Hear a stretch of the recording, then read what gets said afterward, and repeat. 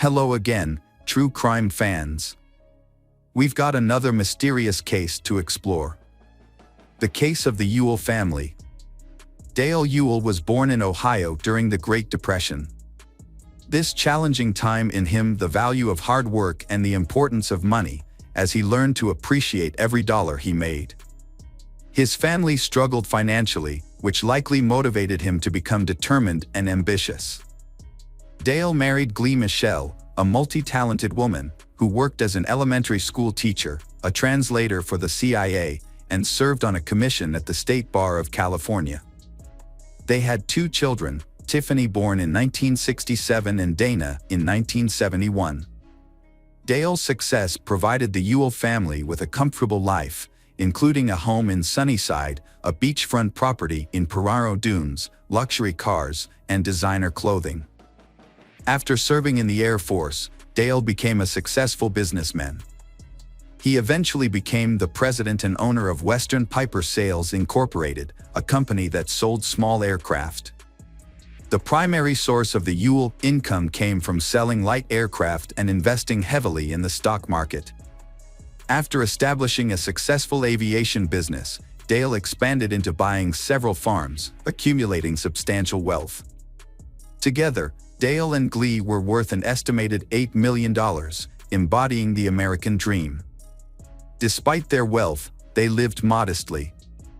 Their children chose different directions in life. Tiffany pursued a similar career to her parents, whereas Dana chose a distinctly different route. At university, Dana presented himself as a successful entrepreneur, falsely claiming to be the source of his family's wealth. This fabricated story gained attention from a local newspaper and was even included in his school yearbook. In 1990, while attending Santa Clara University, Dana was fixated on wealth and luxury. He owned a BMW and had access to funds, allowing him to indulge in expensive items like jewelry. From a young age, Dana had a habit of lying and making up stories. Despite being intelligent and well-educated, Dana's ambitions went beyond comfort, wealth, and a promising future. He had the same ambitions as his father, but he didn't have the drive to achieve them in a proper and lawful way. Dana began fabricating elaborate and false stories about his accomplishments and importance while he was a student at the University of Santa Clara. He lied to both faculty and peers, claiming he was the head of a multi-million-dollar company.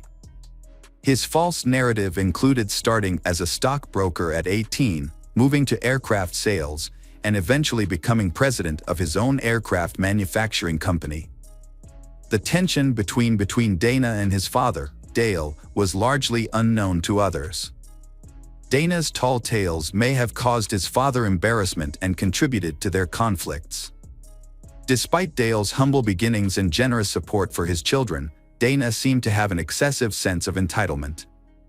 Dana Ewell presented himself as excessively self-centered and arrogant, prioritizing his wealth and social standing above all else.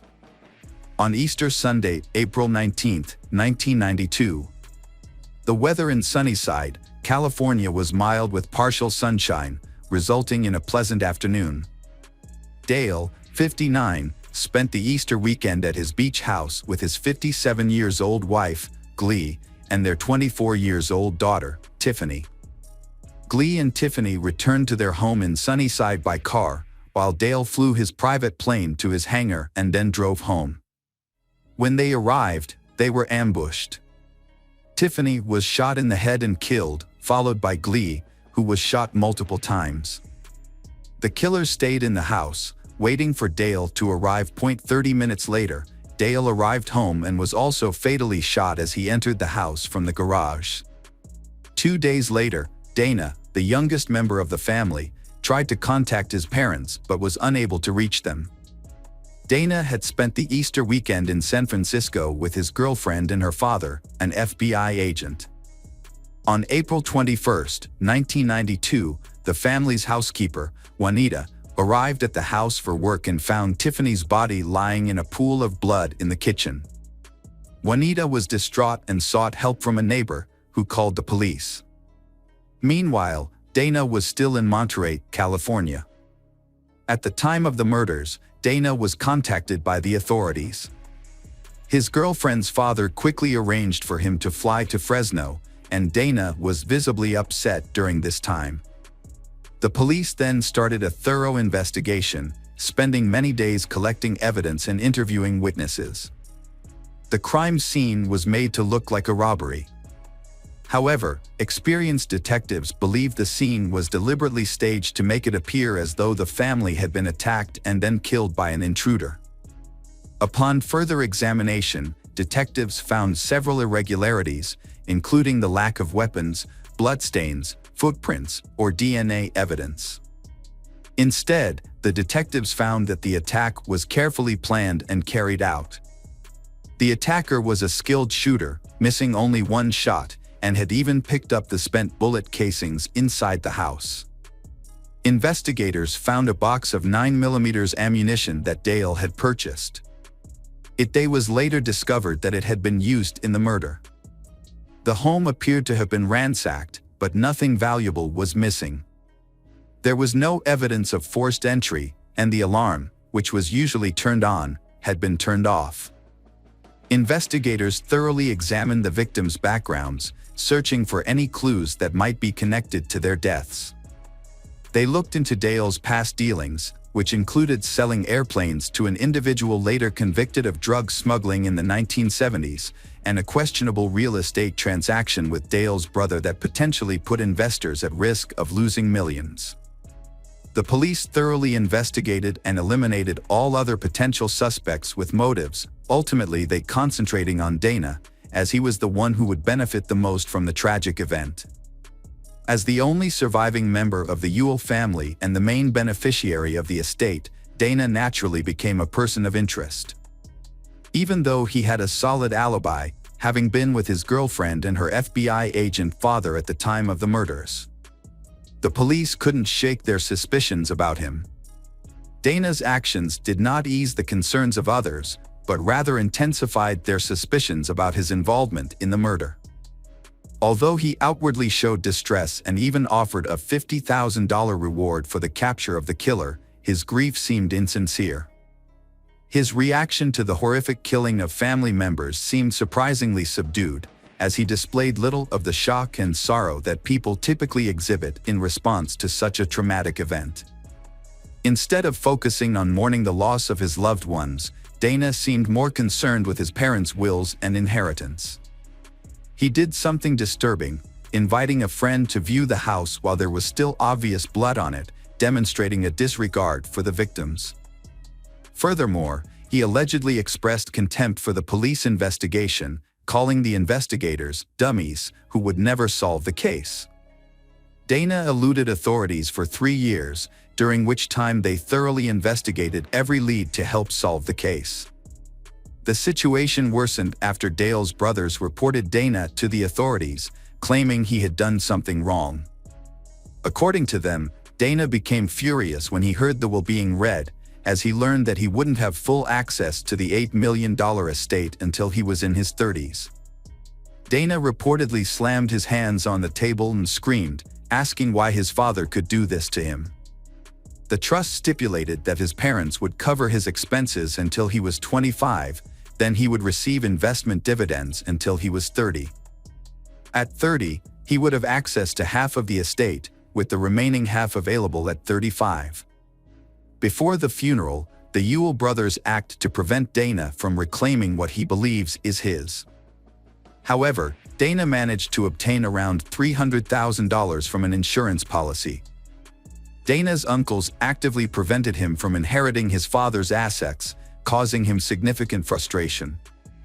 Despite the growing scrutiny from investigators and accusations from his own family members that he was involved in the murder to gain control of the family estate, Dana showed no signs of worry. He continued to live a lavish lifestyle, showering his girlfriend Monica with expensive gifts and even helping with her education costs. However, it was unclear where his money was coming from. Investigators suspected that money was a key factor in the murders and dug deeper. They discovered that Dana had been stealing money from various sources, including his grandmother's trust account, which had held $400,000. By the time detectives stepped in, the grandmother was left with only $22,000 to cover her care at a nursing home. The discovery that Dana had been exploiting his grandmother for personal gain further strengthened the police's suspicions about his character. However, authorities still need concrete evidence to prove Dana's involvement in the murder. Joel, one of Dana's college acquaintances, was particularly drawn to Dana's stories of a wealthy, successful lifestyle.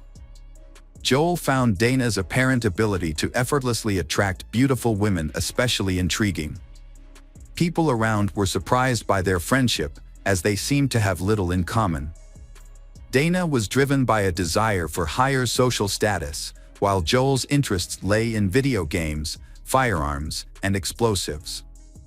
Despite their differences, Joel's friendship with Dana gave him the opportunity to attend fancy parties and meet attractive women. Shortly after the Ewell family murders, Joel dropped out of school and soon became Dana's roommate in the Ewell family's former home. This marked a significant development in the investigation. Both Dana and Joel started making unusual purchases, such as helicopter flying lessons, despite Joel having no apparent source of income. As a result, investigators began surveilling both, monitoring their communications through pagers and payphones. Authorities cloned Dana's pager and tapped his landline in May 1993. An officer overheard Joel discussing the investigation on a payphone, saying, "They don't have evidence, they'll try to catch you in a lie." Meanwhile, Dana continued spending lavishly, buying a new car for his girlfriend and paying her law school tuition. After using up the insurance payout, he took $400,000 from his grandmother's account, leaving her with only $22,000 for her nursing home expenses. In 1994, investigators shifted their focus to forensic analysis, which revealed that the murder weapon was a rare 9mm assault rifle made in Colorado. Records from the company showed that a rifle had been bought by Innes Jack Pond just before April 1992. Notably, Jack was a high school friend of Joel. When questioned, Jack first denied buying the rifle, then claimed he bought it as a birthday present for himself, and said the gun was later stolen. The evidence against Dana and Joel continued to mount. At one point, detectives visited Dana at his university dorm and told him they believed Joel was responsible for killing his family. Dana stayed silent, visibly pale. After the detectives departed, Dana and his girlfriend, Monica, promptly contacted Joel's brother, Radovic, but they did not realize that they were being followed by the police. On March 2, 1995, police arrested Dana, Joel, and Peter, Joel's brother, and Jack Pond. Peter had made a deal with the authorities, agreeing to testify against his younger brother and Dana in exchange for immunity. Peter confessed to the police that he had made a homemade silencer and attached it to the murder weapon. He also admitted to getting rid of the gun barrel, Joel's tennis shoes, and some gun magazines. Peter said he did these things with the help of Jack Pond. When Jack was arrested, he gave a different account of the gun. He said he bought the gun for Joel but didn't know it was going to be used for the murders. Jack also confirmed that he and Peter had disposed of evidence together. Jack received immunity in exchange for his testimony, just like Peter.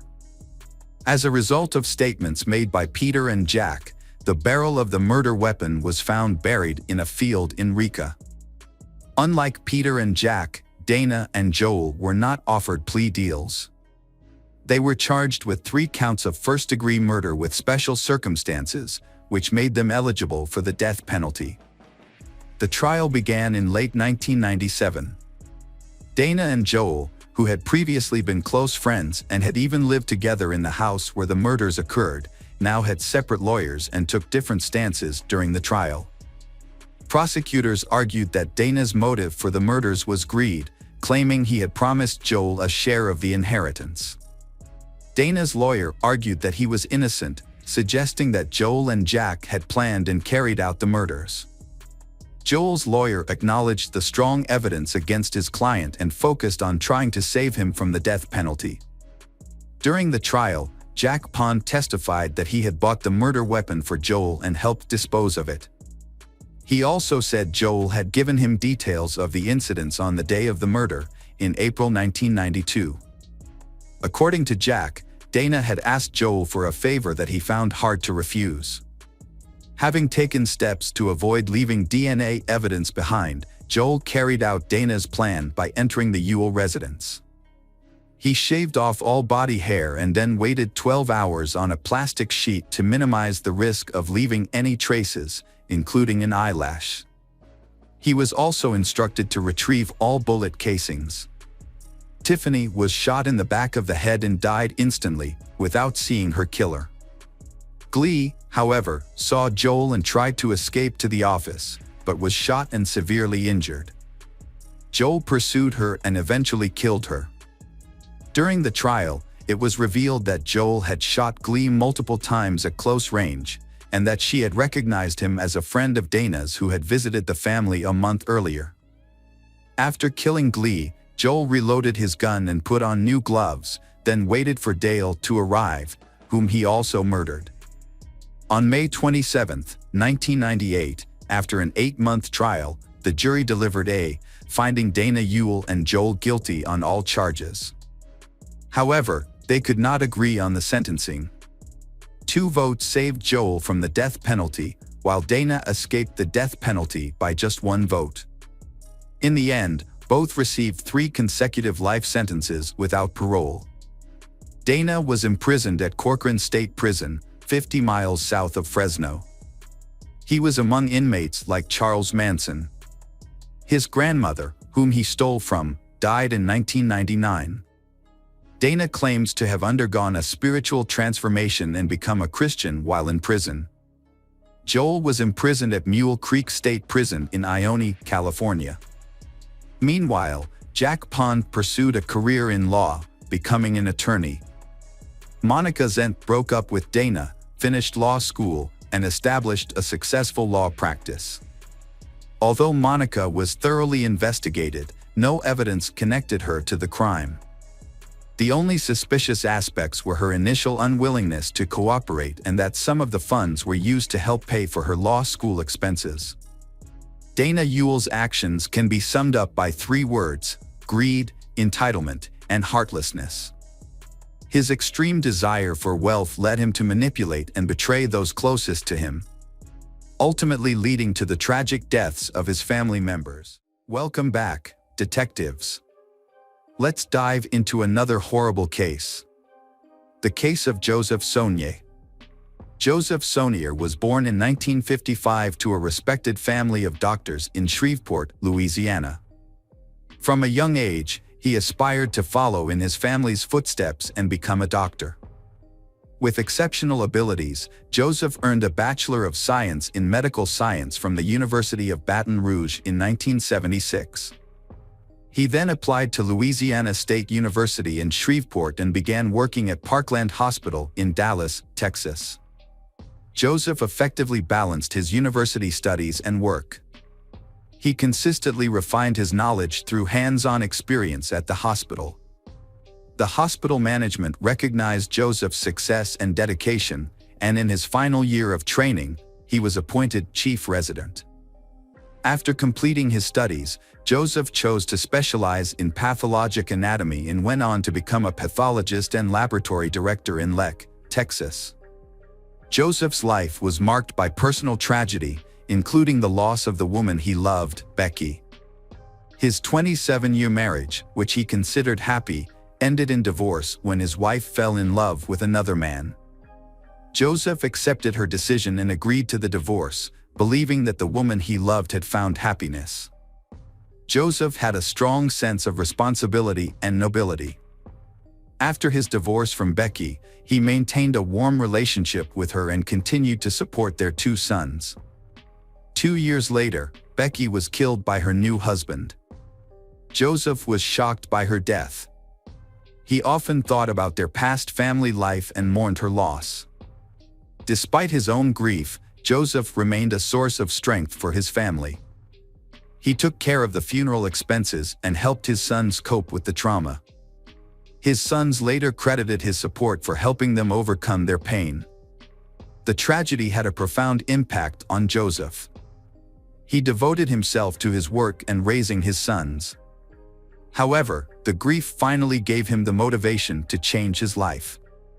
He decides to start a new chapter in a new city. In 2007, Joseph moved to Lek, Texas, with his sons, where he became the chief pathologist at Covenant Health System.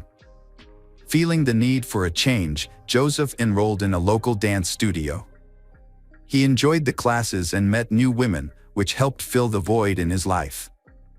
A few times, Joseph attempted to form connections with his dance partners, but it never worked out. That was until Michelle Tina walked into his dance class on a warm summer evening. Her elegance, poise, sense of humor, and sparkling eyes immediately caught his attention. Her radiant smile illuminated the room, and Joseph knew right then that she was the one he had been searching for. Michelle, too, noticed Joseph's confident and respectful demeanor on the dance floor. As they danced together, the 47-year-old Michelle and 57-year-old Joseph found that they complemented each other perfectly. As they continued to dance together, they grew closer with each passing session. Eventually, Joseph asked Michelle out on a date, and she agreed. This marked the beginning of what seemed like a happy new chapter in both of their lives. Michelle possessed an irresistible charm that had a profound effect on men. Michelle was a classic example of a femme fatale, a woman with an undeniable magnetism that drew attention and sparked passion in those around her. Michelle, like Joseph, is also starting a new life after personal emotional breakdowns. She is running away from the fear and anxiety associated with Mike Dixon, owner of a private clinic for cosmetic surgery. Michelle met Mike in 2008 when she came in for Botox injections. At first, there was just casual social interaction between them, then light flirting followed and they began a romance. Michelle is a successful and free woman. She worked as an executive in the NFL, built a successful career, and didn't lack for anything. Mike, on the other hand, is bound by his marriage. A few months after living a double life, his wife discovered his affair with Michelle and filed for divorce after 20 years of marriage. Mike is so captivated by Michelle that he barely notices that he is losing everything. Mike left his wife for Michelle, even though she never announced she would marry him. When Mike doesn't get the attention he expected, he tries to pressure Michelle, which scares her. Michelle recognized Mike's manipulative behavior and desire to take complete control of her life. This realization caused her to end the relationship. In 2010, Michelle and Mike went their separate ways. However, even after the breakup, Mike continued to pursue Michelle, urging her to return. His obsession exceeds the limit, forcing Michelle to find a way to escape Mike's control. Michelle moved to Lek to start anew, where she met Joseph, a charming and kind-hearted man. They quickly connected, and their relationship blossomed into true love. Joseph's sons and relatives welcomed Michelle with open arms. Joseph spared no expense in giving her gifts, taking her to the most luxurious restaurants and private clubs, and giving her romantic vacations. As Joseph realized he had found his perfect match, he took Michelle to Los Angeles and proposed to her in front of his entire family. Michelle, 47 at the time, was smitten with her new partner and frequently expressed her love for him on social media. However, her ex-lover, Mike Dixon, couldn't help but notice these declarations of love.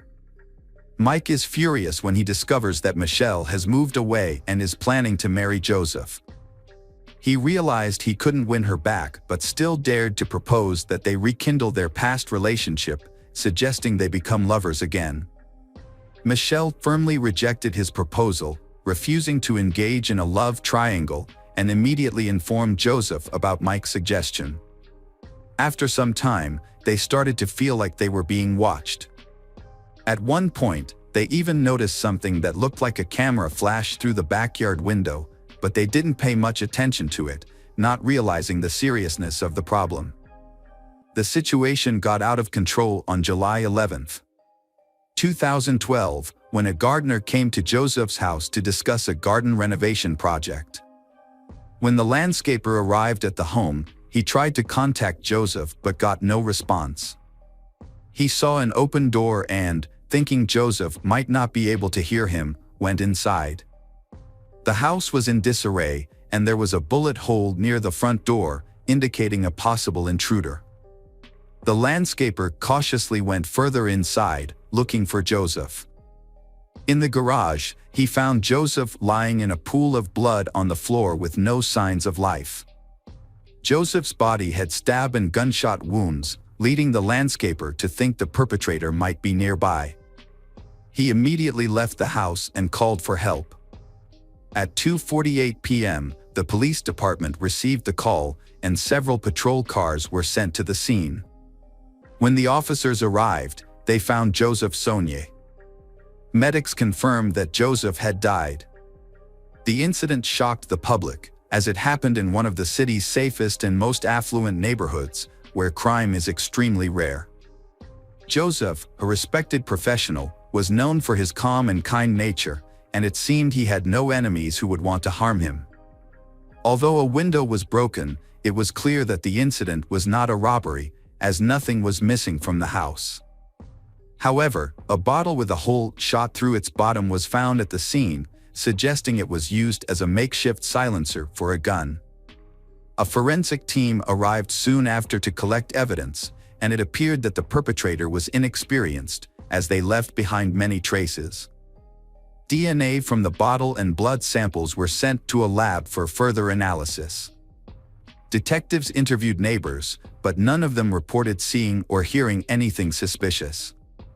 There were no CCTV cameras near the house. According to the investigation, the perpetrator entered through a large window overlooking the backyard, making the attack unexpected. In the dining room, the attacker confronted Joseph and started shooting. It is likely that the wine bottle was used as a silencer at this point. Blood stains in the hallway suggested that Joseph was still alive after being shot. He entered the garage, where the attacker caught up with him and stabbed him multiple times. An autopsy revealed 5 gunshot wounds and 11 stab wounds. The circumstances suggested that the murder was not random, but the identity and motive of the killer remained unknown. The investigation focused on the people closest to the victim. During an interview with law enforcement, the victim's fiancée, Michelle, reported strange things in the months leading up to the murder. She believed Joseph was being stalked. Michelle had seen a stranger lurking outside Joseph's house, watching the door and windows. She also mentioned that Joseph had received persistent calls and texts in the period leading up to his death. Although officers confirmed this information, they initially thought the calls and messages were from other women with whom Joseph was allegedly having relationships, as witnesses claimed he was in contact with multiple women at the time. Investigators questioned Michelle about whether she knew of other women involved with Joseph. Michelle claimed she was unaware of any other women. Joseph's sons also denied the possibility of their father having mistresses, stating that infidelity was not in his character. Despite this, investigators continued to explore a motive of jealousy for the crime. During the subsequent interrogation, Michelle succumbs to the pressure and reveals that she knows several women who may be involved in the crime. According to Michelle, these women are ex-girlfriends who often stalk Joseph. Although he ignored them, they continued to express their displeasure about his upcoming wedding to Michelle. The women in question include a woman from Florida who persisted in contacting Joseph even after he revealed his relationship with Michelle. There was also a nurse, Joseph's colleague, who often called and wrote to him. Additionally, a woman whose daughter sent a letter accusing Joseph of abandoning them shortly before the murder. In the same interview, Michelle mentioned Mike Dixon for the first time. She hadn't thought about Mike spying on her and Joseph before, because Mike stopped paying attention to her after she refused to be his lover. Michelle assumed that Mike had accepted her decision to marry Joseph and move on with his own life. The police visited Mike. He cooperated and spoke with the detectives. Mike revealed that he had been deeply in love with Michelle and had even divorced his wife to pursue a future with her. However, after Michelle rejected him, Mike gave up. He started a new relationship with a younger medical student who corroborated his alibi. At the time of the crime, Mike was at work and then spent time with his new girlfriend, which confirmed he couldn't have been involved. The investigation encountered significant obstacles. Every suspect, including Michelle, had a solid alibi, leaving detectives stumped. They searched for enemies of Joseph or individuals who might benefit financially from his death. But no new leads emerged. Unfortunately, forensic analysis does not provide any information about an individual, so police cannot identify the owner of the DNA found at the crime scene. Just as the case seemed hopeless, the police received an unexpected call from Paul Reynolds. Reynolds reported that his roommate, David Shepard, had recently confessed to a murder in Leck and then attempted to take his own life but was saved. According to Reynolds, a neighbor shared specific details about David's crimes with him, including details that only a few detectives knew, such as the use of a glass bottle as a silencer. This new information led police to conclude that Shepard was indeed connected to the crime. The witness came forward claiming that David was not the mastermind behind the crime, but rather a person who was hired by an unknown doctor involved in plastic surgery.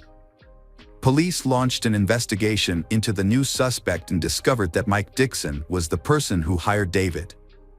When questioned at the police station, David began to confess and revealed that Mike Dixon had indeed hired him to commit the crime. According to David, he and Mike met at a bar while both were going through difficult breakups and formed a friendship. Mike shared his sadness over his lost love, Michelle, who was now engaged to someone else. He claimed that he couldn't move on and was willing to do whatever it took to win her back. David alleged that the initial plan was to discredit Joseph, Michelle's current partner, in the hopes that Michelle would leave him and return to Mike. However, David claimed that murder was not part of the original plan. First, women were paid $1,000 each to pretend to be Joseph's mistresses and pursue him.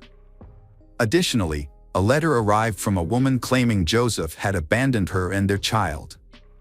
Joseph consistently denied these allegations, and Michelle believed him.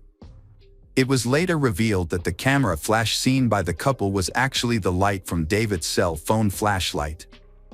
David had been driving to their house to create the illusion of surveillance. Funded by Mike Dixon, who covered gas and other expenses. When these tactics failed to break the couple apart, Mike plotted a more extreme solution. He offered David 3 silver bars, valued at around $110,000, to kill the pathologist.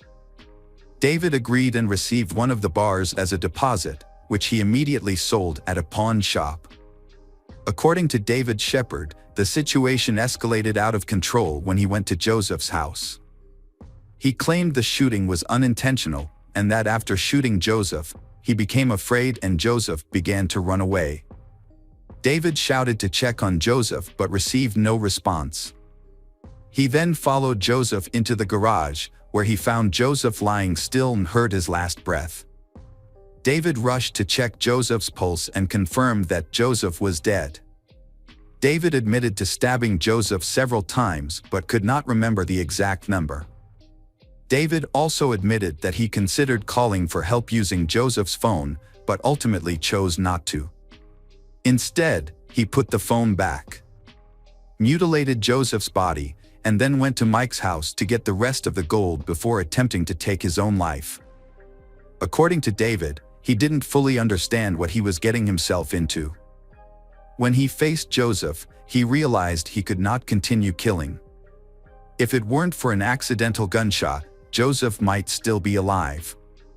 Mike Dixon was arrested by the police on the same day and charged with first-degree murder. This was based on testimony from David, as well as a large amount of other evidence that included incriminating phone calls and text messages where Mike made explicit confessions. When Mike Dixon was first interviewed by detectives, they had hoped he would confess to the crime. However, he denied everything and asked for a lawyer, which led to a lawsuit. David Sherd, who had been involved in the crime, made a deal with the prosecutor where he pleaded guilty to his role and gave up his right to appeal the sentence. As a result of this deal, David received a life sentence without the possibility of parole, instead of the death penalty. Mike Dixon, on the other hand, maintained that he was not guilty, despite the circumstantial evidence against him. However, in a surprising turn of events, David, who was a key witness for the prosecution, changed his story during the trial. Under oath, David claimed that he had committed the crime alone and that Mike Dixon was not involved. He said that the silver bars found at the scene were meant to be used as an investment in a business that the two of them had planned to start. The jury was unable to reach a unanimous verdict, and a retrial was declared. The second trial occurred in 2016, resulting in Mike's conviction for first-degree murder and a life sentence without parole. However, his lawyer successfully appealed the judgment, and it was overturned. Mike was released on $2 million bail, but the case was far from over. The prosecution sought to reinstate the original sentence through the state's highest criminal court, which would have otherwise led to a third trial. On February 11, 2019, the prosecution's motion was granted, and in April 2020, Mike's bail was revoked, prompting a new arrest warrant. The Texas Court of Criminal Appeals ultimately reversed the lower court's decision, reinstating Mike's life sentence without parole. The judge ordered Mike to continue serving his sentence, and he is currently incarcerated in a Texas prison. Hello friends, welcome to our channel. Today we're going to take a look at another horrible case with you. The case of Adam Strong. Adam Strong was born in 1972 in Cornwall, a small town in Stormont County, Ontario. Little is known about his family and early life. He remained single and childless, working as a gas station attendant and a security guard on film sets. Those who knew him described Adam as quirky and eccentric, often coming across as superior to others.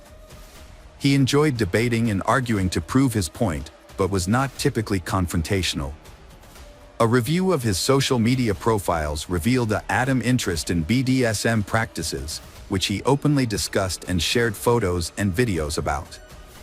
Although he never had a long-term partner, some former partners accused him of being a sadist who subjected them to physical and emotional abuse, leading to the end of their relationships. Adam also had a peculiar hobby of writing reviews of adult films and magazines. It appeared that watching such content was a significant part of his free time. Despite his unusual interests, Adam presented himself as a calm and composed individual, showing no outward signs of a troubled or criminal nature.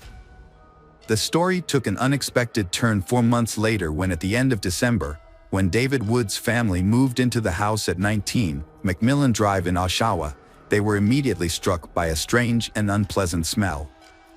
Their downstairs neighbor, Adam Strong, a 45-year-old single man who lived in the other half of the house, reassured them that it was just a minor plumbing issue that he would fix within a few days. Although Adam was friendly and polite in his communication, there was something unsettling about him that put the Wood family on edge. When David's wife tried to welcome him with some homemade cookies, Adam wouldn't even let her into his apartment. Instead, he stepped out into the hallway, closing his door behind him. In that brief moment, David's wife caught a glimpse of Adam's living space, which was in disarray, and the smell inside was overpowering and foul. Adam borrowed cookies from his new neighbor and quickly left. Later, when they met in the yard, he apologized for not inviting her in, explaining that his apartment was a mess due to upcoming renovations. Despite his efforts to be polite, he seemed nervous. As the Wood family settled into their new home, they tried to ignore a persistent smell. However, on December 29th, they called a plumber to fix a sewer blockage, which had intensified the stench. The problem seemed minor, but what the workers found in the pipes shocked even experienced forensic experts. Plumber Sean Flynn and his partner began to clear the blockage in the Woods apartment. Although they were accustomed to unpleasant odors, they were surprised by the terrible smell inside. They soon realized they needed to investigate further and descended to the apartment below, which belonged to a man named Adam. Adam reluctantly let the workers in, apologizing for the mess. The smell was even worse in his apartment, and when the plumbers reached the source of the blockage, the stench became unbearable. Sean, a seasoned plumber, had never encountered anything as foul-smelling as this in his years of practice. However, an even more disturbing discovery awaited him and his team when they decided to clear the pipe. Adam, already on edge, became increasingly agitated, refusing to step away and bombarding the workers with questions about their methods and estimated time of completion. He later claimed he was simply curious, having never witnessed this process before. The specialists tried to brush off his behavior, but their efforts were soon overshadowed by the gruesome discovery of over 10 kilograms of flesh, hair, and bone fragments in the pipes. Sean was horrified to find disfigured and partially decomposed human fingers among the debris. Adam feigned surprise, claiming he had never seen anything so disgusting, and then asked the plumbers if they had any idea how this could have ended up in the sewer pipe. Sean decided to call the police immediately to report the disturbing discovery. He informed them that he had likely found human remains and provided the address. He made sure Adam didn't touch or disturb anything, preserving the evidence. When the officers arrived, they quickly confirmed that Sean's suspicions were correct. Human flesh had been extracted from the pipes. The police then spoke with the Adam. He admitted that a woman's body had been stuck in the pipe. He even revealed that other body parts were stored in his refrigerator's freezer. Upon investigation, the police found a severed head and limb fragments packed in plastic bags, which were too large. The house was extremely filthy and cluttered, with a kitchen filled with dirty dishes and rotting food, as well as trash covering the floor. Empty pizza boxes were scattered around, and numerous magazines of an explicit and masochistic nature were present among the mess. Various adult toys, gags, whips, handcuffs, and restraint devices were also discovered. Adam Strong was arrested at the scene and taken to the police station for questioning. His arrest puzzled the authorities, as he had no prior run-ins with the law and was not a person of interest to the police. Mr. Adam had resided at 19 McMillan Drive in Oshawa for over 10 years, dating back to 2007, without incident or complaints from neighbors.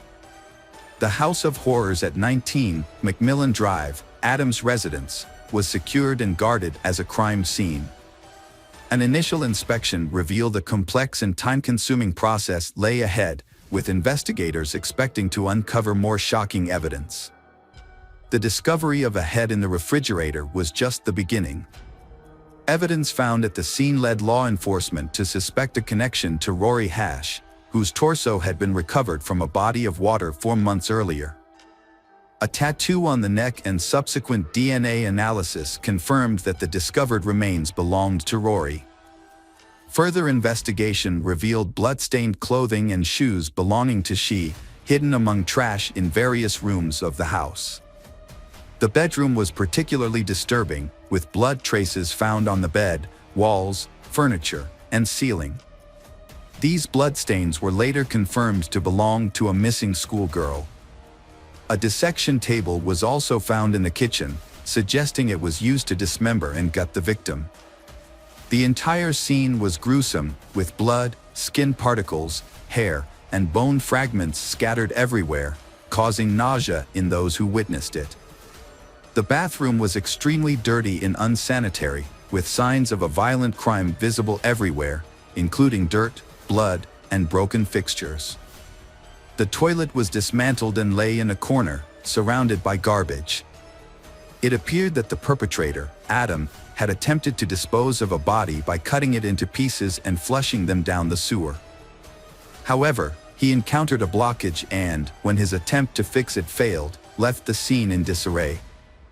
Inside the house, a large number of sharp objects were discovered, which likely had been used to dismember the victim. Some of the objects, including knives, still had blood on them. Further analysis of the evidence, including DNA samples, revealed that Adam had semen on fragments of the victim's body, which had been found in the refrigerator. Rory Hash was born on July 9, 1999, in Oshawa, Ontario, to Shannon Dion, a single mother. Rory's father was not present in her life, having left before her birth.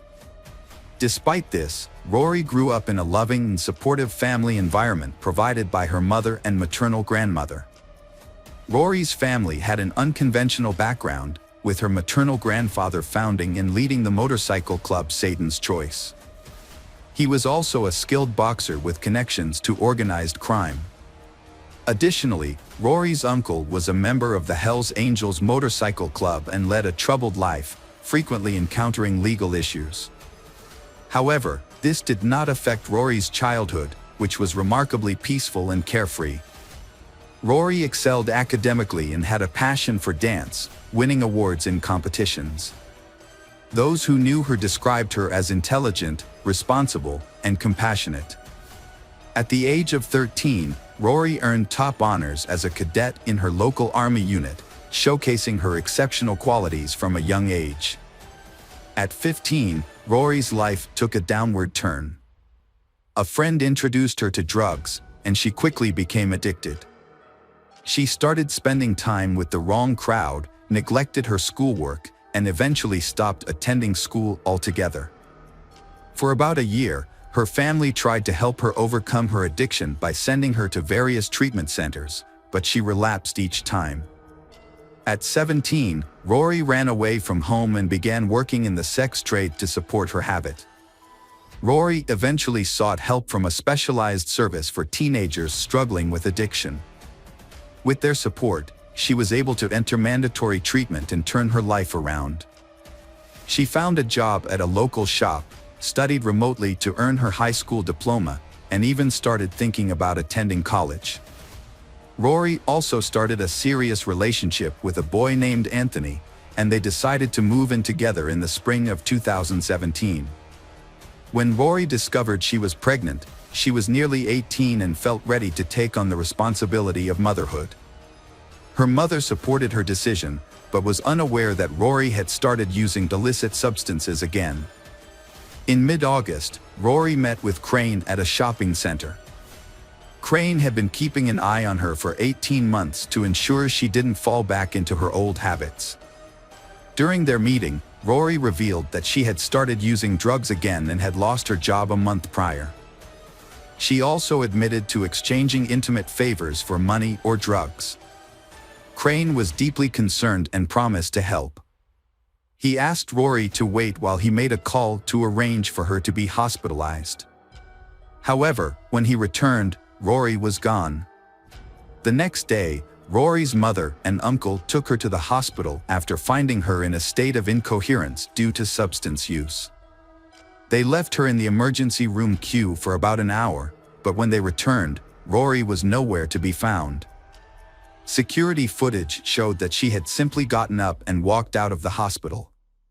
Her family reported her missing the following day, but despite a thorough search and widespread social media attention, Rory was never seen again. Rory's exact circumstances of arrival at Adam's house are unknown, but it is probable that she went there seeking drugs in exchange for sex. The investigation started when Adam informed the police about the location of Rory's remaining body parts. Initially, investigators anticipated Adam would admit to the crime, but when he was taken to the station, he became uncooperative, refused to answer questions, and denied any involvement in Rory's death, all while remaining calm. The only charge filed against Adam was desecration of a body, as there was not enough direct evidence to link him to the murder. Despite his lawyer's efforts, Adam was not granted bail and stayed in jail until his trial. Investigators attempted to get Adam to reveal more information by provoking an emotional response, but he remained cautious and avoided discussing Rory's visit to his house and his potential involvement in her death. However, Adam freely talked about his interest in bladed weapons and his large collection of knives. A search of Adam's house uncovered a significant piece of evidence, a dirty hunting knife hidden in a closet with dried skin fragments that appeared to be human. DNA testing revealed that the samples on the knife did not match Rory's, but belonged to someone else. It took several months to identify the person, but by July 2017, investigators had confirmed that the DNA on the knife belonged to Candace Fitzpatrick, she who had gone missing about 10 years earlier. Candace shared many similarities with Rory Hash. Both struggled with addiction and had run-ins with the law. They came from troubled families and often ran away from home, sometimes disappearing for months at a time. To survive, they would often exchange sex for food and other necessities. Candace was born in 1989 and was 18 when she disappeared. Her family did not realize she was missing until almost 2 years later, by which time any potential leads had gone cold. Many people believed that Candace's lifestyle and social circle meant she could have gone anywhere. For 10 years, her parents thought she might have run away and would eventually return home. However, news from law enforcement in 2018 destroyed their hope of ever seeing their daughter alive again. A striking feature of the case was the physical resemblance between Candace and another victim, who was the same age. The police believed they had caught a serial offender. The suspect, Adam, also confessed to harming Candace. However, Adam refused to provide information about Rory unless the police agreed to improve his prison conditions. He wanted a private cell, a large TV, internet, and his favorite meals. Although law enforcement was outraged by Adam's demands, they agreed in order to gain valuable information. Adam began by sharing his troubled childhood, revealing that he was abused by his stepfather from age 5 and started harming animals at age 7, deriving physical pleasure from these acts. He also discussed his unusual intimate preferences and expressed frustration at not finding a partner who shared these interests. When discussing Rory, Adam described in detail how he had dismembered her, seemingly taking pleasure in the act, but later regretted his plumbing had failed him. However, when questioned by police, Adam denied responsibility for her death, claiming she had died from an overdose and he had only disposed of the body. When asked about Candace, a case from 10 years prior, Adam was caught off guard and attempted to learn how the police had discovered the connection. Upon hearing about the human remains found on an old knife, Adam became subdued and regretted not taking better precautions to avoid detection. He admitted to meeting Candace but denied killing her. Despite a lack of evidence to support his claims, Adam unintentionally incriminated himself during the investigation. In an attempt to gain sympathy, he shared his account of events. However, when informed that the victim, Rory, was pregnant at the time of her death, Adam strongly denied this fact. The police noted that the pregnancy was in its early stages, and therefore not visibly apparent. Adam claimed that he would have noticed if she was pregnant, sparking a realization among the investigators that he would stop at nothing to argue his point. To uncover more information, the police told Adam that Rory was pregnant, which led him to attempt to prove the contrary. In his eagerness to refute this, he shared graphic details about how he had personally examined her body and held her reproductive organs in his hands. Adam's account was detailed and included his physical sensations, describing the flesh as soft and warm. At one point, he even mentioned feeling a pulse. These statements raised suspicions that Rory may have still been alive at the time. Unfortunately for Adam, his entire narrative was captured on camera, and his incriminating statements were presented as evidence in court. When confronted about his earlier statements, Adam tried to retract his previous admissions, but it was too late. The defendant, Adam Strong, refused to reveal what he had done with Candace's body, and despite extensive searches, her remains were never found. Investigators also failed to identify any other potential victims. During one of the final interrogations, Strong showed no remorse, saying, "I don't know if it matters, but I'd like to extend my condolences to her parents." During the trial, Strong's lawyers argued that he was mentally ill and therefore not responsible for his actions, claiming he needed medical treatment rather than punishment. However, the court had to decide whether he was sane and accountable for his crimes or if he should be committed to a psychiatric facility instead of serving time in prison. A psychiatric evaluation found that although Strong had certain mental health disorders, he was aware of his actions and could be held legally responsible. Strong's trial began in September 2020, 3 years after Rory's death and 12 years after Candace disappeared. He was charged with 2 counts of murder and desecration of Rory's remains. Although he never admitted guilt, the evidence found in his home and his statements during interrogations confirmed his involvement in these horrific crimes. 4 of Adam's former partners testified against him, describing his cruel and violent behavior. The prosecution presented evidence that Adam had lured 2 women to his home with promises of money in exchange for intimate services that catered to his specific preferences. Once they were in his home, he would immobilize and torment them for an extended period. In the case of Rory, he likely killed her during the ordeal because he feared she would report him to the police. On September 4th, a signal from Adam's phone was detected near the city harbor, where he had discarded Rory's torso, hoping the current would carry it away. In April 2021, Adam Strong was found guilty of murdering Candace Fitzpatrick and Rory Hash, as well as desecrating Rory's remains. He was sentenced to life in prison without the possibility of parole. Adam showed little remorse, stating that his prison cell was an improvement over his previous living conditions. 6 months after his sentencing, Adam unexpectedly revealed the location of Candace's remains. Following his directions, the police conducted a months-long search that ultimately led to the discovery of human bones. DNA testing confirmed the skeleton's identity as young Candace Fitzpatrick, and this was officially announced. Investigators now strongly suspect that there may be at least one more female victim in the Adam case. During Adam's initial interrogation, his personal belongings were seized, including a chain with 3 rings. Adam asked for the chain's return, explaining that the rings held sentimental value and he didn't want to lose them. Relatives of Rory and Candace later identified 2 of the rings as belonging to their daughters, but the origin of the 3rd ring remains unknown. Hello friends, welcome to our channel. Today we're going to take a look at another horrible case with you. The case of Lindsay Wilson. Lindsay Wilson was a kind and loving young woman. Lindsay had a deep-seated need for connection and love. Her major misstep was that she misjudged her partner and invested herself in their toxic relationship. Lindsay was 17 when she found out she was pregnant. Growing up in a loving and supportive family, she had never expected to become a mother so young. Although she was emotionally mature, what made it even more difficult was that her boyfriend, whom she had been dating since she was 13, abandoned her as soon as he learned he was going to be a father. His sudden departure left Lindsay feeling both upset and scared.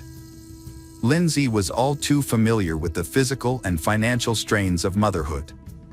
Her family, the Wilsons, were loving and close-knit, but they had often struggled to make ends meet.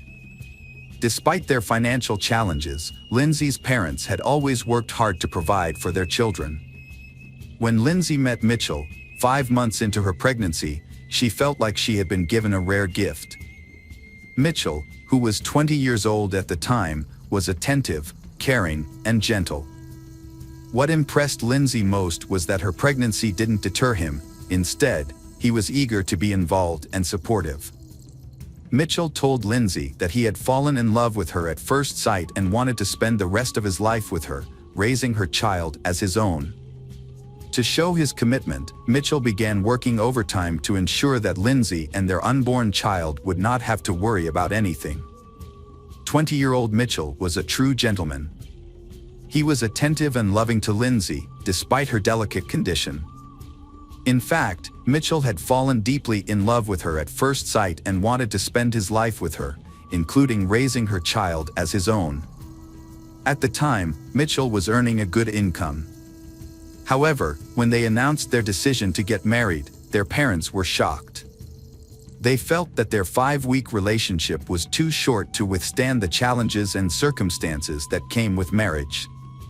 Despite their concerns, Lindsay relatives noticed a positive change in her since being with Mitchell. She had regained her cheerfulness and good health. However, some of them found Mitchell's behavior to be a bit insincere. Nevertheless, no one interfered with their decision to get married, and instead chose to keep their doubts to themselves. The wedding took place in August 1995, surrounded by a small, intimate group of family and friends, mostly from the bride's side. The groom's side was noticeably underrepresented, with only his parents, a brother, and 2 friends in attendance. Despite the celebratory atmosphere, Lindsay relatives couldn't shake off their uneasy feelings about the union. However, Lindsay herself was over the moon, believing she had found her perfect match. As the evening wore on, their happiness was short-lived. A disagreement erupted, and the newlyweds' argument played out in front of their guests. The reason for Mitchell's outburst seemed trivial, and his reaction was disproportionately intense. The situation escalated, with Mitchell grasping Lindsay's hand and violently shaking her, leaving everyone in attendance stunned and uncomfortable. Mitchell appeared agitated and threatening, causing concern. When he calmed down, he apologized to everyone and made light of the situation, attributing his behavior to holiday stress. Although Lindsay didn't think much of the incident at the time and soon forgot about it, it was actually one of the warning signs of their toxic relationship.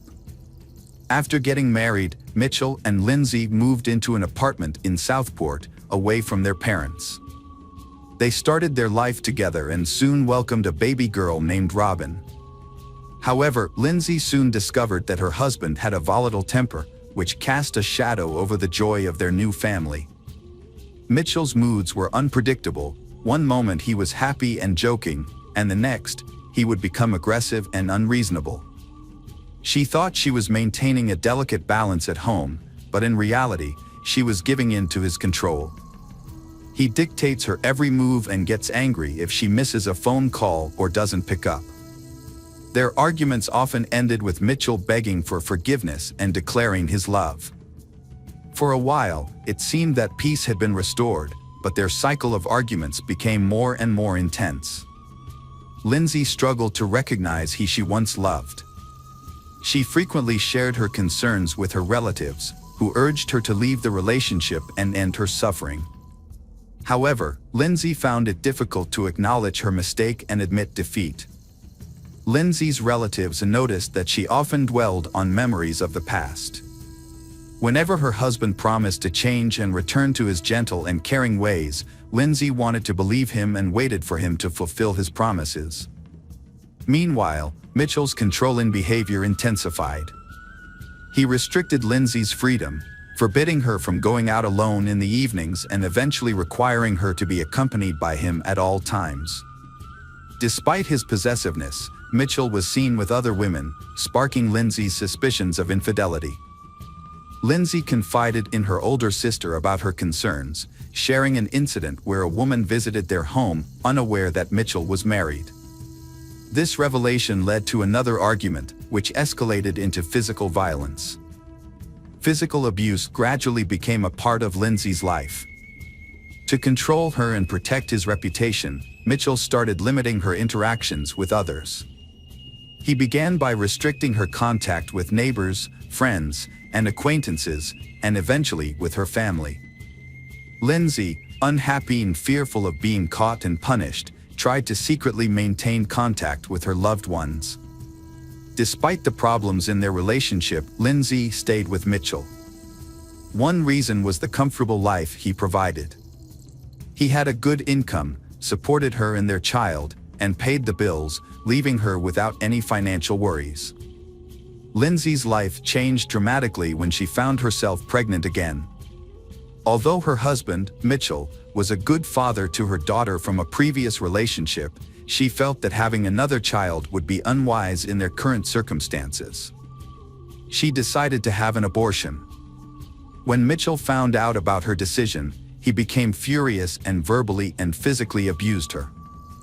Lindsay packed her belongings and took her daughter to her parents' home. Her family was relieved to see her. At first, Lindsay was happy to be apart from her husband, Mitchell. But over time, she started to miss him. Mitchell, eager to win her back, would call her constantly, begging her to return. Despite initial reservations, Lindsay was eventually won over by Mitchell's claims that he had changed. Everything seems to be back to normal, they are even looking forward to another child. However, their happiness was short-lived. After 6 months, Mitchell's violent temper flared up again. Although he didn't harm Lindsay, who was pregnant at the time, he unleashed his fury on their apartment. He smashed furniture, ripped doors off their hinges, and damaged the walls. He even threw their television out the window and vandalized their car. The landlord, fed up with the destruction, demanded that they pay for the damages and move out. The family's financial situation became even more dire. As a result, they was forced to take out a significant loan and downsize to a smaller, more modest apartment. In October 1997, Lindsay gave birth to their son, Jack. Mitchell was overjoyed at the arrival of his child. However, the relationship between the spouses continued to deteriorate over time. Mitchell often left home for extended periods, sometimes for just a few days, sometimes for an entire week, frequently citing trivial or made-up reasons. Although Lindsay had grown accustomed to her husband's behavior, she eventually reached her breaking point and filed for divorce, returning to her parents' home when Mitchell abandoned her once again. Lindsay realized she couldn't handle the separation from Mitchell on her own, so she reached out to a local charity that supports women in crisis. The charity helped her find affordable housing in a different city, allowing her to start fresh. However, she was worried that Mitchell would find out her new contact information, so she took steps to protect herself. When Mitchell began making threats, she took it a step further and got a restraining order from the police. With the help of a therapist, Lindsay started rebuilding her life. She kept a journal to document her experiences, intending to use it as a warning for her children in the future, so they wouldn't make the same mistakes she did. The journal entries supported what her relatives had said about the problems within the family. Unfortunately, despite her efforts to stay hidden, Mitchell eventually discovered her phone number and began calling her constantly, demanding to see their son. Lindsay, now free, soon felt lonely and couldn't resist her ex's persistence. They started talking and seeing each other again, eventually moving back in together. Ashamed of her weakness, Lindsay kept this a secret, but it eventually came out. Her relatives and friends were shocked and disappointed by her reunion with he they considered a tyrant, and they couldn't understand why she had taken him back. Her relatives continued to dislike Mitchell and cut off most communication with him. Despite their efforts to help her, Lindsay repeatedly returned to the abusive relationship. As a result, her loved ones eventually gave up trying to save her, accepting the situation and distancing themselves. This time, however, Lindsay's decision would prove to have devastating consequences. After Lindsay disclosed her situation, a social worker began monitoring the young family. However, the social worker reported that she had been unable to contact Lindsay for several weeks. Every time she visited the home, Lindsay's husband, Mitchell, would answer the door, and he was also the first to answer any phone calls. Despite the social worker's repeated requests to speak directly with Lindsay, Mitchell would make excuses and prevent her from doing so. The social worker would leave her contact information, but Lindsay never returned her calls. The social worker became concerned for Lindsay's safety and requested a welfare check. When law enforcement responded to the report and visited the address, they too were unable to speak with Lindsay. Mitchell claimed that he had not seen his wife at home for a long time, but he did not consider her missing. Mitchell said that Lindsay participated in a party with a friend on Christmas Eve, returning home early in the morning somewhat intoxicated. This led to an argument with Mitchell. Following the argument, Lindsay packed her belongings and left without saying goodbye to the children. Mitchell claimed Lindsay had left him for another man and no longer wanted to have any contact with him. Mitchell's subsequent media appearances sparked widespread attention. He presented himself as a worried and abandoned husband, pleading for Lindsay to return. However, during these interviews, he also shared intimate details about their marriage, occasionally speaking negatively about his wife. Mitchell believes that Lindsay's actions stemmed from a desire for a lavish lifestyle. He said to have seen her driving an expensive car, which he thought was proof that she had left their children for a wealthy man. Despite her public image, Mitchell was enjoying the freedom of a single life. The search for Lindsay began with conversations with her relatives. During these conversations, it was learned that she was last seen by her family on December 11th. At that time, she appeared to be in high spirits and looking well, with her behavior being normal. During their investigation, detectives were surprised that no one had expressed concern about the young wife's whereabouts for 2 months. However, they soon discovered a plausible explanation. Mitchell had a history of limiting his wife's interactions with others, even close relatives. In the past, her family had difficulty staying in touch with her due to Mitchell's controlling behavior, which made it more believable that Lindsay had intentionally kept a low profile for an extended period. The news of Lindsay's disappearance alarmed everyone, despite the initial assumption that she was not the type to be concerned about. She was known for her modest lifestyle and never drank. Additionally, her husband had restricted her from having any contact with the outside world, including friends and acquaintances. Several inconsistencies in Mitchell's statement to the police raised suspicions about his character. It seemed unlikely that Mitchell would willingly let his wife leave, and that Lindsay would not abandon her children to a controlling husband. To clarify the situation, the police conducted a thorough investigation, interviewing all of Lindsay's acquaintances and searching for anyone who may have seen her after the family gathering. They also questioned their neighbors and obtained surveillance footage from the residential complex and surrounding areas. Lindsay's disappearance was not immediately noticed, and by the time it was. However, investigators later discovered that she was last seen in person on December 15th at the local post office, where she sent several letters and postcards. Her older sister confirmed that they met that day, despite Mitchell's disapproval. During their brief conversation over tea, Lindsay handed her sister a note and asked her to read it later. Unfortunately, the sister forgot about the note in her purse and was unable to find it later, leaving its contents a mystery.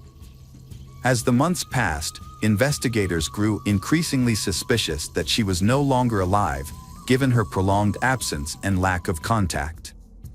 Although they couldn't charge Mitchell without sufficient evidence, their suspicions about him intensified as they learned more about their history and relationship. Lindsay's parents and detectives suspected Mitchell was involved in her disappearance, but lacked concrete evidence. Searches at their home and nearby turned up nothing. In a televised interview, Mitchell denied any wrongdoing, even claiming Lindsay's family would eventually apologize for suspecting him. Just before the holidays, Mitchell sent a postcard and hair dye to the lead investigator. The postcard's sarcastic message mocked the detective, implying he needed confidence and to cover his gray hair. This gesture showcased Mitchell's arrogance, despite portraying himself as a victim in the media. The investigation team held an interview to clarify some aspects of the case, but they didn't reveal all the details. They suggested that Mitchell Key, a well-known family man, was not what he seemed to be. In 2000, Mitchell Key found himself at the center of a scandal when it was discovered that he had been forging his wife's signature to claim social benefits. Although this revelation indirectly supported the theory that he was involved in Lindsay's disappearance, the investigators had trouble making progress due to Mitchell's popularity. Many people defended him, arguing that as a single father, he needed financial assistance. Despite this, the detectives were able to charge him with fraud. Mitchell was found guilty and sentenced to a month of community service. Mitchell's situation took a turn for the worse. The forged signature of his missing wife raised more than a few eyebrows, and the public's outrage grew. As the criticism mounted, Mitchell's composure began to fray, and he lashed out at the media for invading his personal life. In a groundbreaking development, a visitor to an amusement park on June 1, 2000, stumbled upon a disturbing discovery that rekindled the Lindsay disappearance case. Their dog's strange behavior near the roller coaster led to the discovery of human remains. Forensic analysis confirmed the remains belonged to Lindsay, revealing she had been the victim of a violent crime. This breakthrough shifted the investigation's focus to finding the person responsible. On June 7, Mitchell was questioned by detectives for over 36 hours, during which time he eventually cracked under the pressure and confessed to murdering and dismembering his wife. According to his testimony, Lindsay had asked for a divorce on December 15, 1998, after meeting with her sister. This request enraged Mitchell, causing him to attack and strangle her in front of their children. He then hid her body in their bedroom, taking steps to conceal the smell. Realizing he needed help to dispose of the body, Mitchell turned to his brother Elliot, a butcher, for assistance. Although Elliot was initially hesitant, Mitchell eventually convinced him to help. While their children played in the next room, the brothers dismembered Lindsay's body and later scattered her remains throughout the city. The murderer showed no remorse or empathy during his confession. Instead, he seemed to take pride in his actions, saying that without his confession, they would never have been able to prove his guilt. He then led the authorities to the locations where he had hidden the victim's body parts. Unfortunately, her head and one hand were never found. The forensic examination confirmed that all of those of Lindsay, leaving no doubt about Mitchell's guilt. The trial of the Mitchell brothers took place in January 2001 and was a relatively straightforward process. Mitchell was found guilty of first-degree murder and received a life sentence with the possibility of parole after 17 years. A court-appointed psychiatrist observed that Mitchell displayed classic characteristics of a narcissist with sadistic tendencies. Elliot, Mitchell's brother, was sentenced to 7 years in prison for his role in covering up the crime. Lindsay's children were taken care of by her grandparents, who gave them their last name. 3 months after the sentence, the Wilson family faced another tragedy when one of Lindsay's older brothers, unable to cope with the loss, took his own life in the family's attic. In his goodbye note, he expressed his desire to reunite with Lindsay, saying he saw no point in living in a world he considered cruel. As of 2017, Mitchell Key, Lindsay's murderer, became eligible for parole, but as of January 2023, his parole requests have been denied 3 times. Welcome back, detectives. Let's dive into another horrible case. The case of Agnes Klavina. Agnes Klavina was born on July 8, 1984, in Riga, the capital of Latvia. She grew up in a typical family with her parents and older sister, Greta. They sisters were extremely close, with only a couple of years between them. Their parents worked hard to provide them with a good education and support their dreams. Agnes was a lively and outgoing young girl who excelled in school, enjoyed sports, and had many friends. Her dream was to pursue a career in tourism or entertainment, as she loved to travel and was skilled at organizing fun leisure activities. Her bright personality and attractive appearance also drew attention from men, who frequently complimented her. From a young age, Agnes had many admirers vying for her attention. After completing her education, Agnes worked in the service industry while taking language courses and studying to become a tourism manager. At 20, she decided to leave her hometown in Latvia and move to London, seeking greater opportunities to develop her skills and talents. Her parents and older sister supported her decision, and soon after her move, Agnes met Michael Mills, a successful businessman 8 years her senior. He was well-educated, owned a thriving business, and had recently opened a movie theater and entertainment complex. Agnes and Michael quickly connected and started dating. He showered her with attention, gifts, and luxury travel. They made ambitious plans for their future together, and their love seemed destined to last. Agnes's friends and family remember this as her first true love. She radiated happiness beside Michael and envisioned a future as his wife. In 2014, Agnes received a 3-month contract as an administrator at a popular nightclub in Marbella, Spain. This opportunity required her to temporarily relocate, but she was eager to take on the challenge. Michael, unable to leave his life behind, supported her decision to sign the contract. For Agnes, this was a chance to gain valuable experience and potentially launch a new career path. Marbella, a renowned resort on the Mediterranean coast, attracts vacationers from around the world, particularly the wealthy. It's not uncommon to spot celebrities, athletes, and business leaders in the area. Kavina, being a sociable person, enjoyed working in such a vibrant environment. Before relocating, she visited her family in Latvia and shared the news of her 3-month employment contract. She also announced her plans to marry Michael upon her return to England. Her family was thrilled for Agnes and wished her well. In May 2014, Agnes packed lightly and moved to Spain for the season, while Michael remained in London. They stayed in touch through daily phone calls and video chats, sharing updates about their lives. Agnes was active on social media, posting daily updates, photos, and videos, which drew a large following interested in her life and work. Agnes had a vibrant and busy life, making the most of every day. After her employment contract ended, she decided to stay in Spain for a couple of months.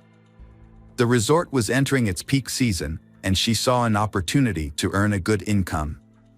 She discussed her plan with her Michael, who was supportive and promised to visit her for a few days since they hadn't seen each other in a long time. Agnes quickly landed a job as a hostess at an upscale restaurant and renewed her lease. As planned, her boyfriend, Michael, visited her in September. During his visit, they had a great time, planned their upcoming wedding, and picked a destination for their honeymoon. Michael had to return to London after less than a week, leaving Agnes to work in Spain for another month. After that, she planned to visit her relatives in Latvia before flying to England to join her Michael. Unfortunately, these plans never came to fruition. Agnes went to the popular Costa del Sol nightclub with friends on September 6th. Earlier in the day, she had informed Michael of her plans and he approved. Agnes and her friends had a great time at the club, and Agnes even posted some photos on her online profile. She wore a striking mini dress and carried a small white clutch that night. As the night wore on and her friends prepared to leave, Agnes decided to stay a bit longer and then take a taxi home. Her friends didn't worry about her, as she was responsible and hadn't had much to drink. When they said their goodbyes and headed out, Agnes was chatting with a man who had bought her a drink and was trying to get her attention. After that night, Agnes disappeared without a trace. It was as if she had vanished into thin air. No one could recall what time she left the club, who she left with, or where she went afterwards. Agnes failed to show up at work the next day, and attempts to contact her were unsuccessful as her phone was turned off. Her colleagues and friends immediately raised concerns, but the police were slow to respond to the missing persons report. As the day drew to a close, a worried Michael called Agnes's mother to report that he had been unable to reach his fiancée all day, which was unusual. The following day, Agnes's parents and Michael jointly tried to contact the Spanish police to report her disappearance, but they were informed that a missing persons report could only be filed in person by a relative. Undeterred, Michael and Agnes's family booked the next available flight to Marbella. It wasn't until 5 days after Agniesz's disappearance that her family was able to file a missing persons report. The investigation began with a search of Agniesz's rented apartment, which appeared to be untouched, as if she had simply stepped out for a short time. Her documents, money, and expensive jewelry were still in place. The refrigerator was stocked with prepared meals, and several outfits were laid out on the bed, suggesting that Agnieszka had been preparing to go out, likely to the club on the night she vanished. To aid in the search, Agnieszka's friends and family distributed flyers with her picture throughout the city, and the media picked up the story, featuring it on TV news programs and the front pages of local newspapers. The police reviewed footage from CCTV cameras inside and outside the entertainment venue, but encountered a setback. The files had already been deleted. However, with the help of specialists, they were able to recover the recordings. One of the restored videos, taken by a camera near the parking lot exit, showed Agnieszka leaving the club around 6 a.m. with a man. It was clear that she did not leave voluntarily. The final footage, which showed Agnieszka alive, was thoroughly examined by experts. However, the more they studied the footage, the more alarming it became. Agnieszka was seen being led by a man to the parking lot, clearly under duress. He had a tight grip on her waist, and Agnieszka looked frightened. She attempted to break free multiple times and appeared to be saying something emotional, but he persisted in leading her to a Mercedes A63 with tinted windows. As he forced Agnieszka into the car, it became clear that another person was already inside. Meanwhile, the first man got into the driver's seat. Agnieszka temporarily managed to open the car door and tried to escape, but he who had been standing next to her, likely the doorman, intervened and pushed her back into the car at the driver's signal. In return for his assistance, the driver appeared to hand the doorman something, presumably a cash reward. Agnieszka's phone was turned off 6 minutes after she got into the car, and it was never turned back on. The vehicle's subsequent movements couldn't be tracked because there were no CCTV cameras along the route. It became clear that the men in the cabin were the last people to see Agnieszka before she went missing. Despite this, the case was shrouded in secrecy from the start. Everyone involved in the investigation signed confidentiality agreements, and information was kept from the press and even Agnieszka's loved ones. For the first few months, Agnieszka's parents and Michael were left in the dark, with only vague updates that the investigation was ongoing and that it was too early to draw conclusions. As time passed without any word from Agnieszka, hope began to dwindle. Agnieszka's fiancé, Michael, periodically gave interviews pleading for help in finding her, but no one ever came forward with information. It wasn't until 6 months later that Agnieszka's relatives were finally shown footage from the club's cameras and given the names of the 3 men who had last been in contact with her. Wesley Capper, the son of a wealthy British millionaire, was identified as he who forcibly removed Agnieszka from a club and pushed her into a car. Wesley Capper was accompanied by his longtime friend, Craig Porter, who had no specific occupation and had previously been on the police's radar. A third man, Cyan Usman, a dark-skinned doorman, was also in the car. Under interrogation, all 3 men claimed they were innocent, stating that Agnieszka had voluntarily gotten into the car. According to Wesley Capper, he and a friend had met Agnieszka at a club and approached her to strike up a conversation. Wesley Capper claimed that Agnieszka was already intoxicated, but this contradicts the testimony of her friends. He also stated that Agnieszka had accepted a drink from him and his friend. Capper then invited Agnieszka to continue the party at his luxurious country home, which she allegedly agreed to.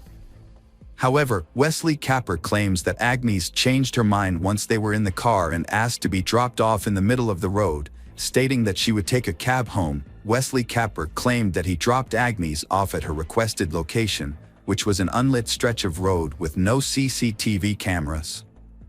Craig Porter couldn't confirm or deny Wesley Capper's statement about Agnieszka's presence in their car. According to Porter's own admission, he was also extremely drunk and didn't know how or when Agnieszka got into the vehicle. He fell asleep shortly after leaving the parking lot and only woke up to find Agnes was no longer in the car. The doorman, Sean Usman, confirmed that Agnes was intoxicated, but he couldn't say if she voluntarily got into the car. However, he did say that when the car moved, Agnes opened the door and nearly fell out. The driver then asked him to close the door, for which he received a large tip. When questioned, Sean Usman said he didn't think Agnes's attempt to get out of the car was an escape attempt. In his opinion, she might have accidentally opened the door due to her intoxication. He also noted that Agnes didn't scream or ask for help during the incident. The security footage clearly shows Wesley Capper forcibly leading Agnes to the car, holding her by the waist and wrist. However, Wesley's defense is that Agnes was dizzy and he was only holding her to prevent her from falling.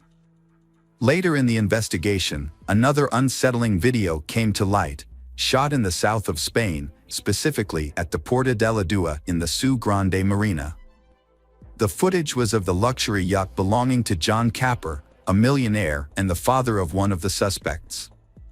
Dated September 10th, just 4 days after Agnes went missing, it showed Wesley Capper and 2 other men boarding the yacht. Notably, they carried a heavy suitcase and what appeared to be a rolled-up carpet. However, when questioned about this footage, Wesley Capper explained that he and his friends had traveled to the yacht simply to have a good time. He claimed the suitcase was packed with their belongings and what seemed to be a carpet was actually bedding. Wesley Capper failed to account for where everything had gone, considering none of these items were seen upon their return.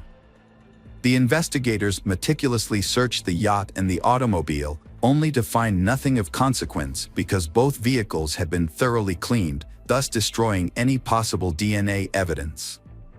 Interestingly, during this exhaustive search, a blonde hair was found in a car trunk, although determining its origin was not feasible as the hair itself had strangely disappeared over the course of the investigation, marking another puzzle within this intriguing case. A few hours after Agnes was last seen in the defendant's car, Wesley Capper made several calls to emergency services, but hung up each time without waiting for an answer. It seemed as though he was afraid or uncertain about what to do. Wesley Capper claimed he was drunk and made the calls randomly. The lawyer for the Agnes family argued that Agnes was likely already dead, and her body was probably at the bottom of the sea, hidden in the suitcase the suspects had brought on board the yacht. He also believed that the case had been intentionally delayed, giving the suspects ample time to destroy any evidence that could prove their guilt. It wasn't until a year and a half after Agnes's disappearance that Wesley Capper, Porter, and Usman were finally brought to trial. They were accused of holding Agnes against her will and forcing her into a car. Unfortunately, due to a lack of evidence, no further charges could be made. This decision outraged Agnes's relatives, but the judge stood firm. In 2019, nearly 5 years after Agnes's disappearance, the 3 men were brought to trial again. Despite the prolonged period, they continued to deny their guilt, claiming that Agnes voluntarily got into the car. The prosecutor argued that the doorman should be considered an accomplice for helping the defendants drive the victim away. The doorman, Usman, could have faced a 5-year prison sentence. Instead, he defended himself, stating that he was a suspect due to his skin color and lack of access to a good lawyer. He claimed that he sent all his earnings to a starving family in Africa. Wesley Capper and lawyers argued that their clients were only guilty of persuading Agnes to get into the car, not forcing her. They believed that Agnes was dropped off on the road as requested, but was possibly kidnapped and killed by someone else while waiting for a cab. The judge's verdict was met with surprise and anger from Agnes's relatives, as none of the defendants received any punishment.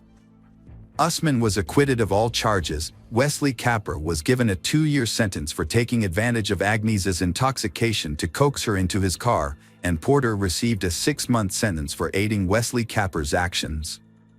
However, they received suspended sentences and did not serve any time in prison. Instead, They paid Agnieszka's family £101,000 in compensation. Agnieszka's family was unhappy with the outcome and decided to appeal. It later came to light that the defendants had both committed further offenses while awaiting the court's decision. Wesley Capper, who was intoxicated by alcohol and drugs at the time, hit and killed a woman with his vehicle and then fled the scene.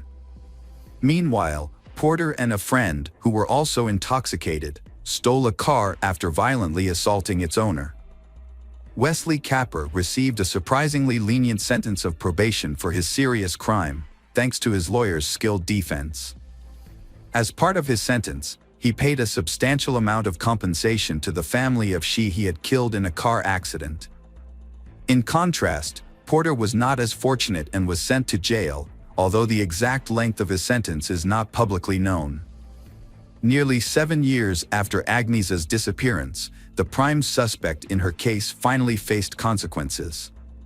However, it wasn't the law that caught up with Wesley Capper, but his own destructive lifestyle. Years of substance abuse took a serious toll on his health. During the -19 pandemic, Capper was hospitalized, and after beginning to recover from the illness, he suffered a stroke.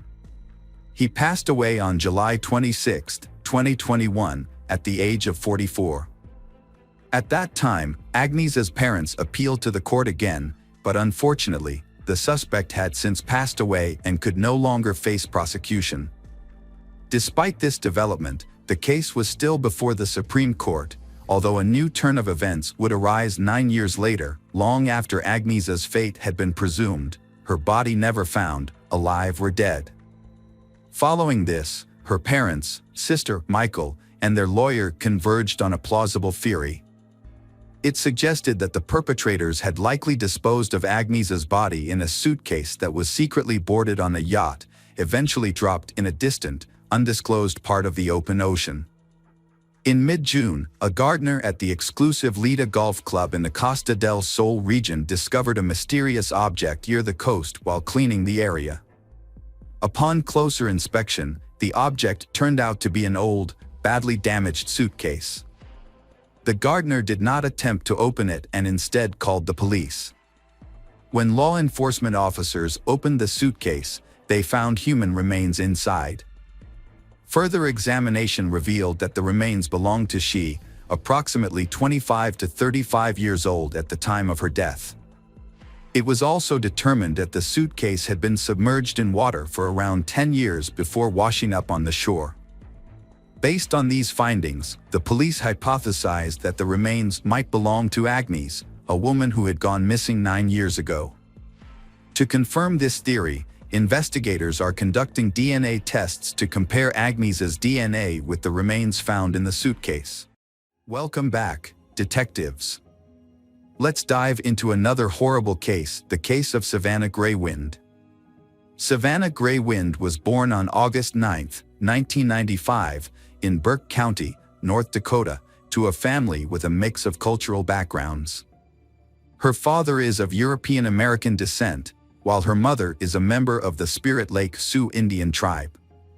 Savannah had 2 brothers, Joy and Casey, and a younger sister, Kayla. Her parents, Norberta and Joe, were proud of their children. The family lived in Fargo, North Dakota, until Savannah was 9 years old. Then in 2005 they moved to Spirit Lake Reservation. Savannah loves nature and animals, especially horses. It was on the reservation that she met her partner, Ashton Matheny, when she was 15 years old. They remained together as they grew older. When it was time for college, the family moved back to Fargo. Savannah found work caring for the elderly at a nursing home. She studied to become a nurse and is preparing to take her exams in September.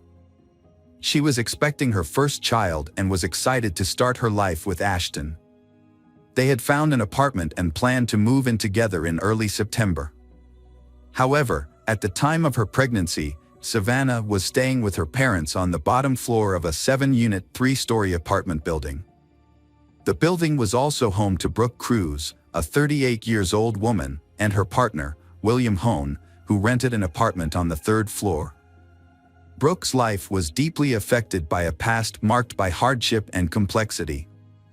The experiences turned her into a dark and emotionally disturbed person.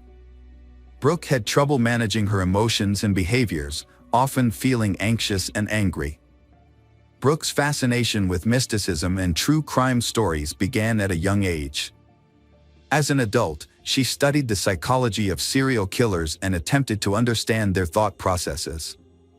Her writing reflected an obsession with human nature's darker side. Brooke saw two conflicting forces within people, good and bad, but her own life was a testament to the destructive power of unchecked darkness. By the time Brooke was 38, struggling with depression, physical illness, and exhaustion from toxic relationships that included regular physical abuse.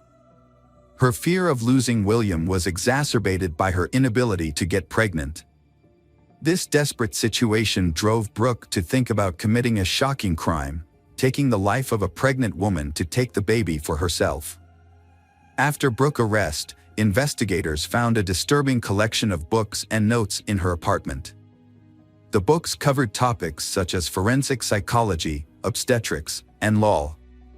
Her notes listed items for a birthing kit, including scissors, blades, clamps, gloves, and an infant CPR bag. Brooke also had a stash of oxytocin, a hormone used to induce labor. Brooke grew up in a large family in Bradenton, Florida. Her parents divorced when she was young, leaving her mother to care for 7 children, including Brooke.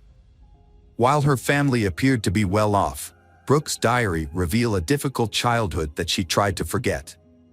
As she entered her teenage years, Brooke became increasingly troubled and was the only one of her siblings to move in with her father, a man her mother described as a professional criminal. After a difficult period living with her father, Brooke was passed around through various foster families, causing her to lose contact with her siblings. Years later, they would only find out that Brooke had become the mother of 7 children. In 1995, when she was 15 years old, she met Aaron Edwards. 2 years later, she gave birth to her first child in Florida but chose to leave the baby with the father and relocate. Despite a court order to pay child support, Brooke failed to meet her obligations. She would eventually reconnect with her daughter briefly on Facebook when the child turned 14. Brooke worked multiple jobs, including as a waitress at the Chinese Dragon restaurant, a sales representative, and an animal specialist at Petland in Florida.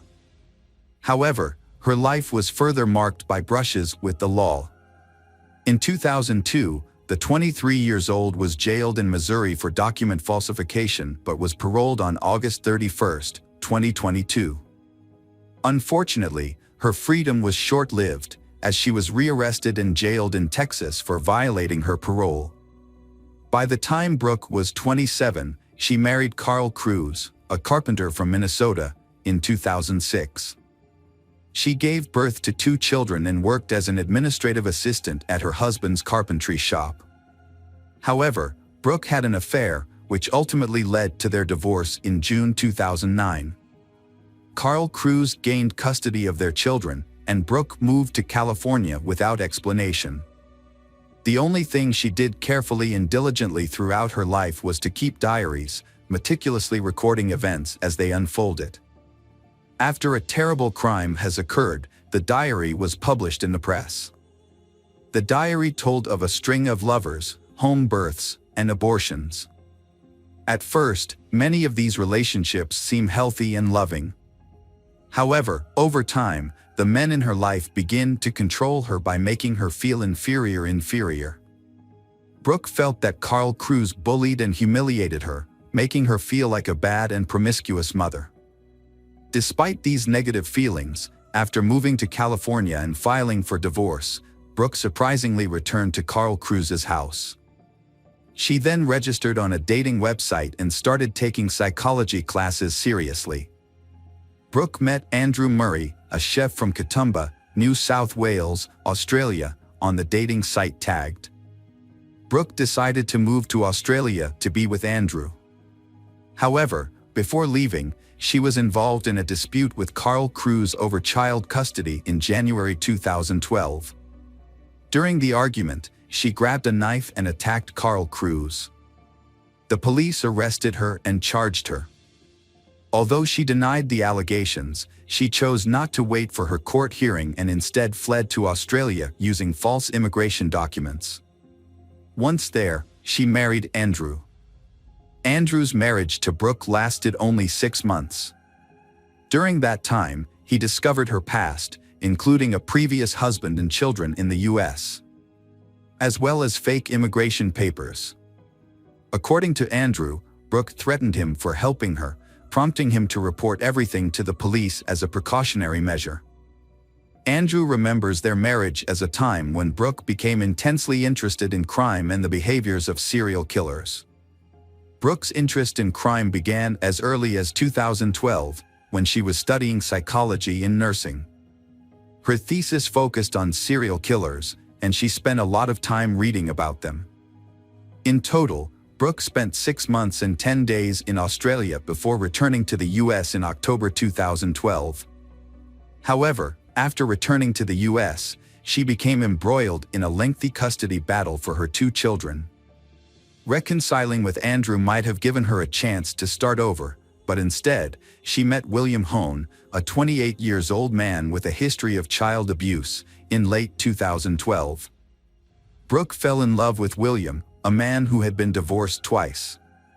Despite his troubled past, Brooke was optimistic about her new life. She took a job and began to rediscover herself. In 2013, Brooke decided to pursue a degree at Minnesota State University, enrolling in courses such as social behavior, psychology of deviant behavior, and research methods. She was particularly drawn to the psychology of serial killers, and her paper on the subject earned her top marks.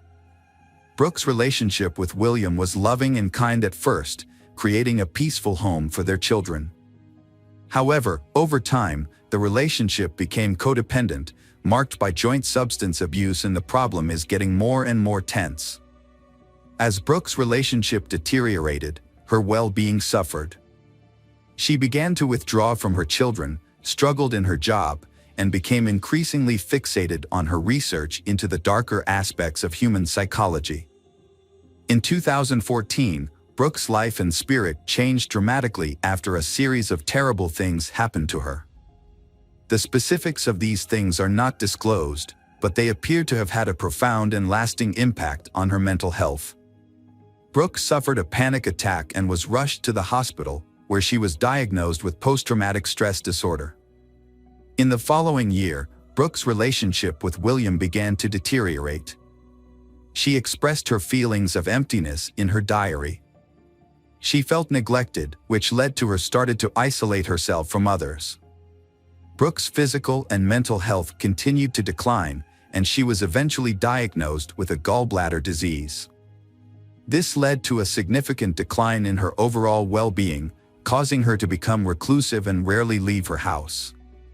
The situation took a turn for the worse when Brooke's partner, William, became violent. In May 2016, the police responded to a call and found that William had brutally beaten Brooke in the bathroom. He pleaded guilty to assault and was banned from approaching her. However, he failed to comply with the restraining order and was found in Brooke's apartment 6 months later. The relationship between Brooke and William continued, but it was no longer healthy. However, one issue remained: William wanted a child, while Brooke was unable to have one due to a 2011 abortion. In 2017, after a fight, Brooke fabricated a pregnancy to prevent William from leaving her. To convince him, she sent him fake proof, including a false ultrasound picture and a photo of a positive pregnancy test. Brooke found an online recording of a random baby's heartbeat and presented it to William, claiming it was the heartbeat of the child she carrying. In reality, there was no pregnancy. William had already shared with friends and family that Brooke was pregnant, and in an attempt to save face, he pressured her to actually have the baby. Brooke understood William's statement as a final decision and thought he was insisting that they adopt a child from someone else, specifically their pregnant neighbor Savannah, who lived 3 floors below them. Brooke, who had medical knowledge, began making a list of what she needed to induce labor. One Saturday afternoon in August, Brooke deceived Savannah by offering her $20 to model a dress, claiming it was one she was currently sewing. Savannah agrees and goes to Brooke's apartment, unaware of Brooke's true intentions. Meanwhile, Savannah had ordered a pizza, expecting to eat it when she returned home. Savannah did not return home at the expected time. The brother went upstairs to the apartment Brooke's around 2:30 p.m. and heard the sound of a sewing machine, but no one answered the door. A short while later, Savannah's father, Joe, also went upstairs and knocked on the door.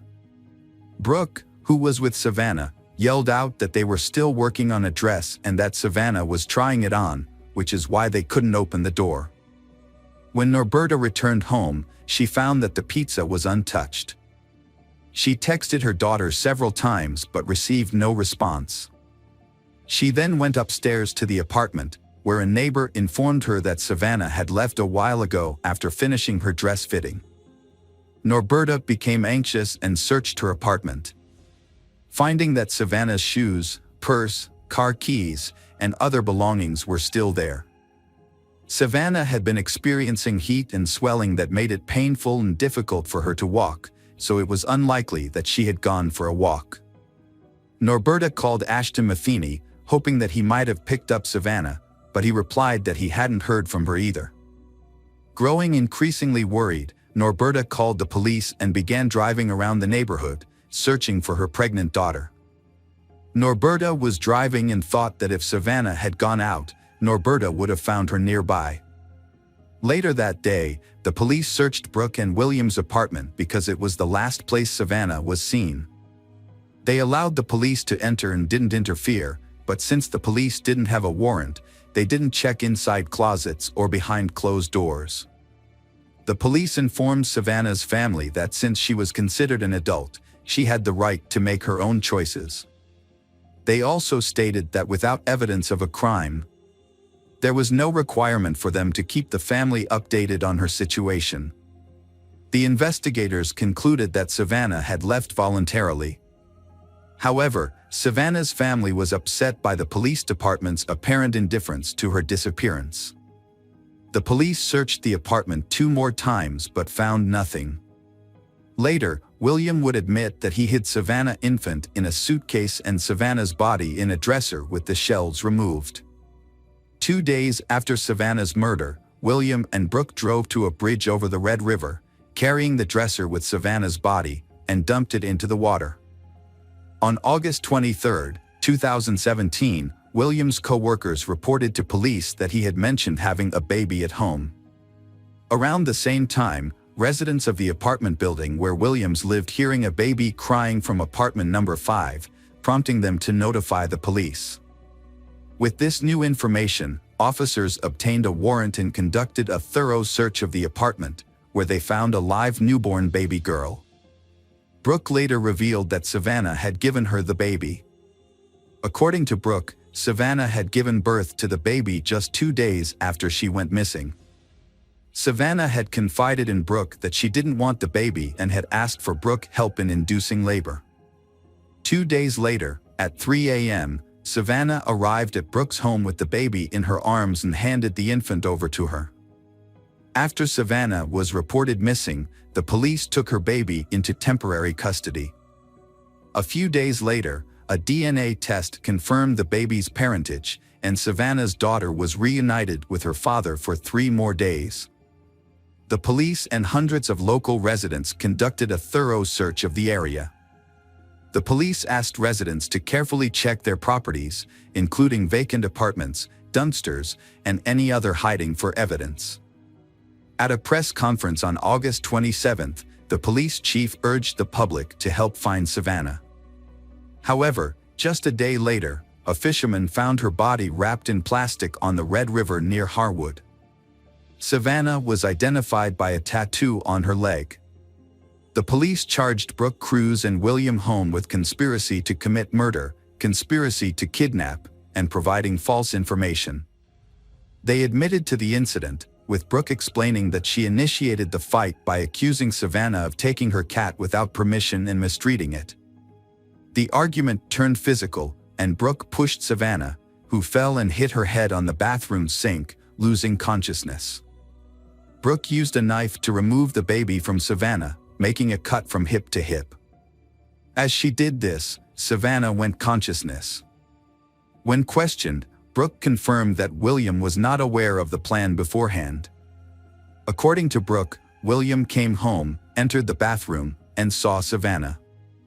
He asked if Savannah was alive, and Brooke replied that she didn't know. William then left the bathroom briefly, returning in his underwear with a rope. He used the rope to strangle Savannah. After the murder, Brooke and William cleaned the floor and walls.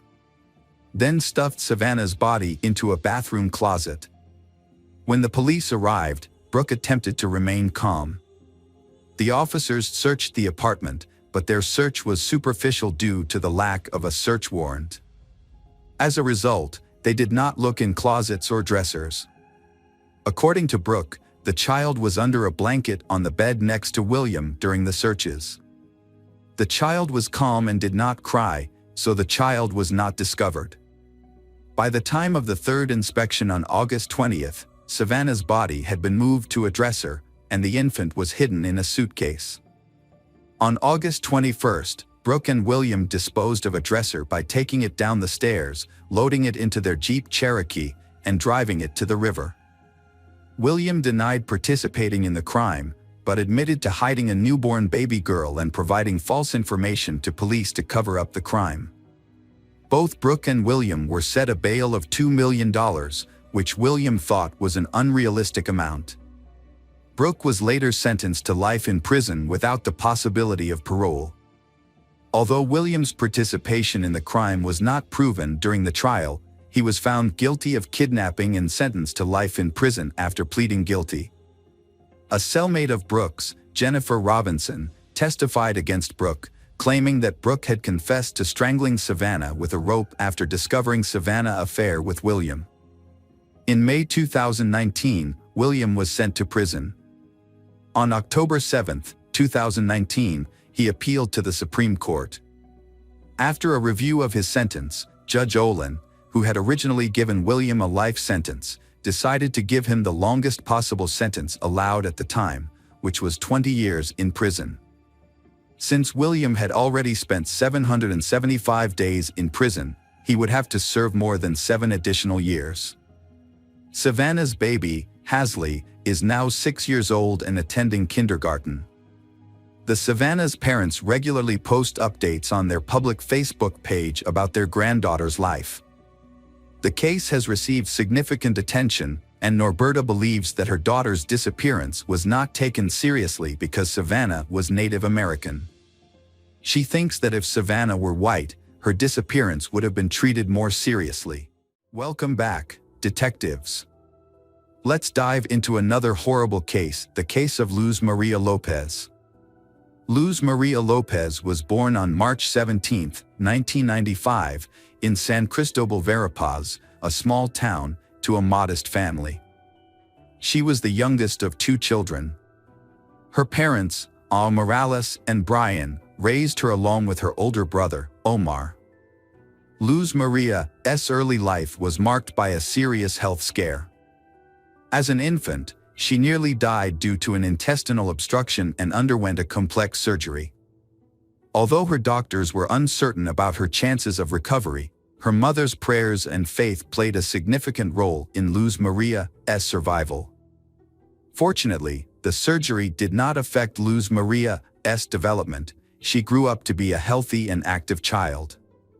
During her school years, Luz Maria was a sporty. She was actively involved in gymnastics, athletics, and classical dance. She easily makes friends with everyone, and got along with people from different backgrounds. Luz Maria excelled academically, particularly in the humanities. After completing her secondary education, Luz Maria decided to pursue higher education at a prestigious state university. She chose to study law and later specialized in criminalistics, a field that had always fascinated her. A fateful encounter took place when Luz Maria accompanied her mother to a car dealership in Coban, the capital of Alta Verapaz. The occasion was her older brother's 25th birthday, and the family wanted to surprise him with a motorcycle he had always desired. Inside the dealership, they were warmly greeted by a courteous and attentive young sales consultant named Jorge, who showcased the available models, offering some advice. Although Luz Maria and her mother have already chosen a model, but they want to consider and discuss it with her father before making a decision to buy it. As they left, they took a business card from the dealership and Luz Maria left her phone number for further communication. Shortly after, she received a call from Jorge himself, but instead of discussing the potential purchase, the conversation turned to a more personal subject. Over the following days, Jorge contacted Luz Maria several times, gradually building up the courage to invite her to meet at a coffee shop. Jorge was clearly smitten with Luz Maria, the beautiful, sultry brunette, but he didn't know how to approach her. Luckily, Luz Maria also liked Jorge, and when he asked to meet, she happily agreed. Although Luz Maria was a year younger, their small age difference wasn't an issue. They fell deeply in love, both believing it was love at first sight, and that a long, happy life was ahead. A few short months into their relationship, they decided to live together, despite parental objections. They had a small, private wedding, attended only by close friends and family. However, their special day almost got derailed due to a mishap at the banquet venue. They had to cough up extra cash to save the celebration, which wedding ultimately took place on schedule. Jorge was born in 1996 in Santa Catalina Latina, a town in central Guatemala. Jorge and his younger brother, Pablo, grew up in a low-income household. His family struggled financially, so as children, they did not have the luxury of fine clothes and expensive toys, as the family's limited income only covered the most basic needs. Even though Jorge grew up in difficult circumstances, he seemed to have no motivation to change his life for the better. He lived life at his own pace, choosing to enjoy simple pleasures rather than strive for advanced degrees or job security. Those who knew Jorge described him as introverted, unsociable, and having few close relationships, especially with women. When he met the love of his life, Luz Maria, he went all out to win her heart and quickly proposed, fearing she might change her mind. However, Luz Maria's parents, Al Morales and Brian, were suspicious of him from the start. They couldn't quite put their finger on what it was about him that they didn't like, but they couldn't convince their daughter to call off the wedding. The marriage turned out to be unhappy. After the wedding, Luz Maria became pregnant, but she had not yet finished her university degree and struggled to find a good job. Due to her lack of experience and health issues, she had to accept short-term, low-skilled jobs. Meanwhile, her husband lost his job and was in no hurry to find a new one. When their daughter, Alice, was born, the family's financial situation became more difficult. Both spouses were unemployed, and they had no money to pay rent, buy food, or pay for the family's basic needs. Jorge convinced Luz Maria that their only option was to temporarily move in with his parents. Luz Maria was initially hesitant, but facing no alternative and having a baby to care for, she eventually gave her consent. Luz Maria's mother was aware of the problems her daughter was facing in her marriage, but despite mother concerns, Luz Maria was optimistic that things would improve. Luz Maria assured her mother that everything would get better soon, so her mother decided to visit her and see how she was doing. However, when she went to Luz Maria's husband's house to see her daughter, she was shocked by what she found. Luz Maria was in a terrible state, eating only once a day and very little at that.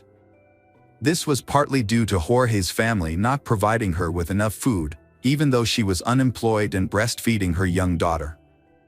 The lack of food was only one of many problems Luz Maria faced in her in-laws' home.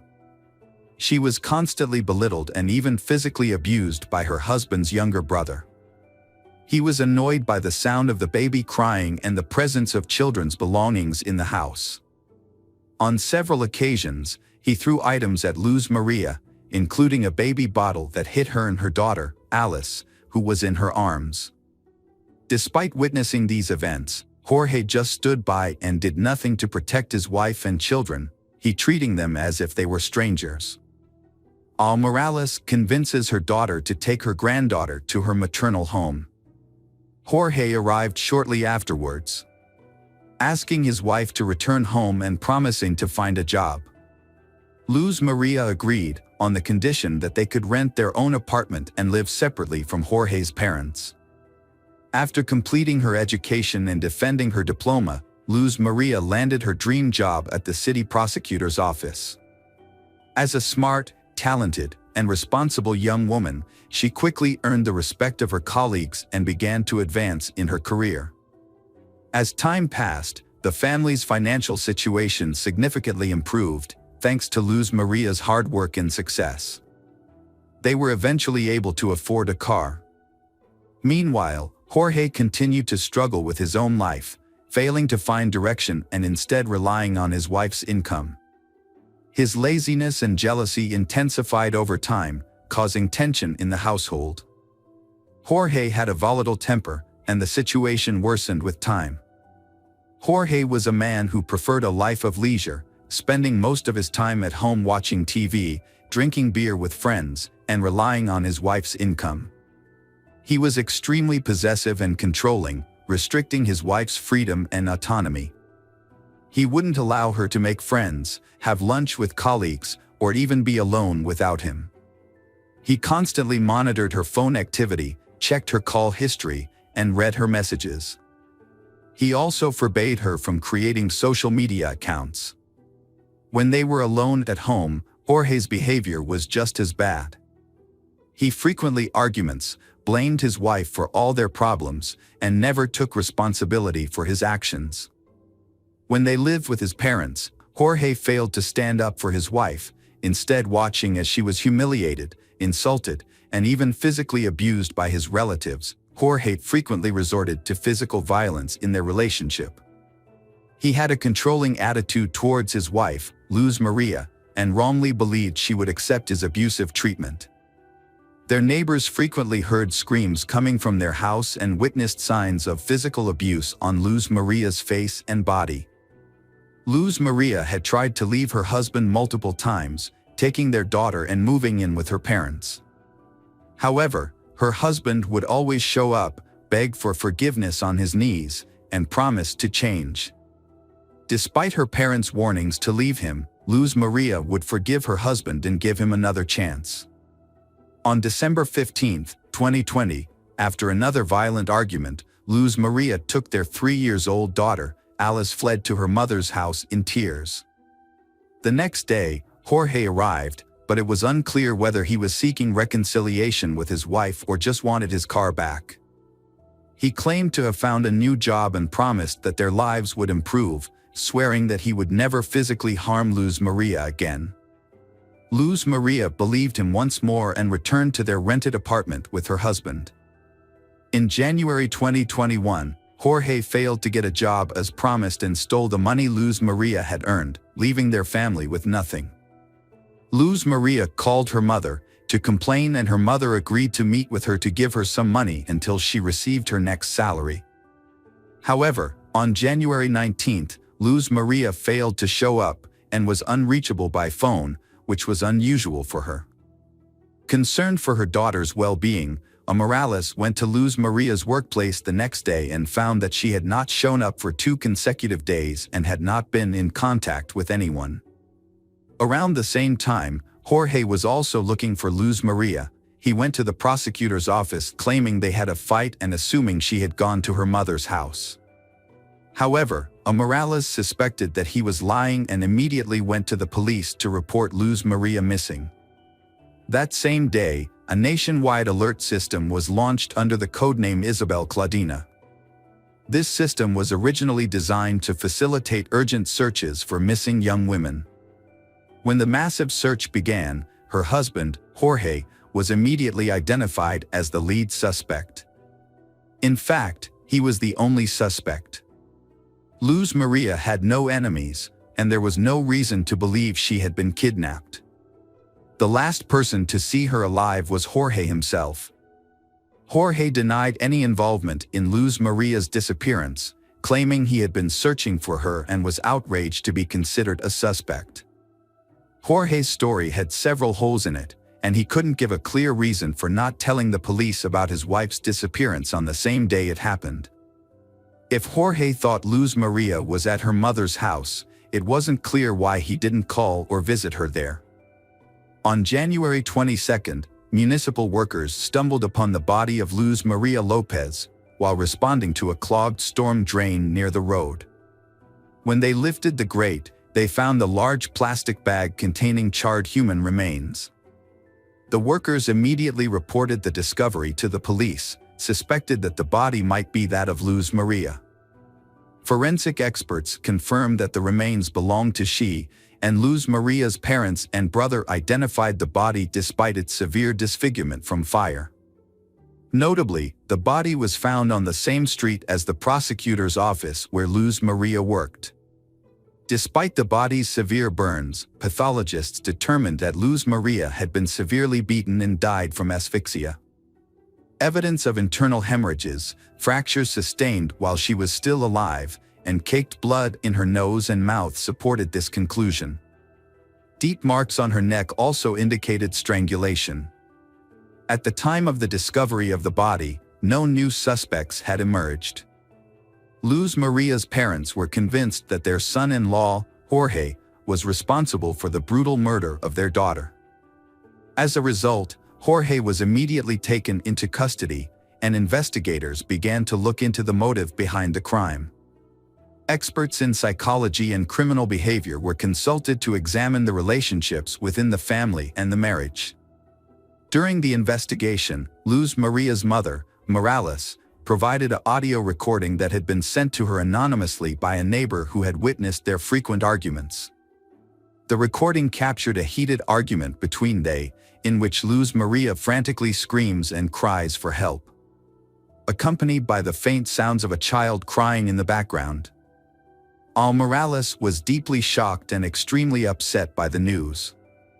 She emphasized that if the witness had immediately contacted the police, her daughter might still be alive. The witness did not call the police or even visit the house where the screams originated. The police were unable to locate the anonymous person, which meant they could not be officially involved in the investigation. During an interview, Morales urged citizens to be vigilant and report instances of domestic violence to the police rather than simply documenting them. She believed that such actions could help save lives. The crime sparked widespread outrage, prompting thousands of people to take to the streets and demand justice for Luz Maria. Jorge was taken into custody, but he continued to deny his involvement, claiming he had driven his wife to work on the day she disappeared. Security footage did show their car heading in the direction of her workplace. But the tinted windows made it impossible to determine how many people were inside. Additionally, no footage showed the car stopping or Luz Maria getting out. At the house they was renting, police discovered evidence of a violent incident. There were faint blood stains and drag marks, suggesting that this was where the brutal attack had occurred.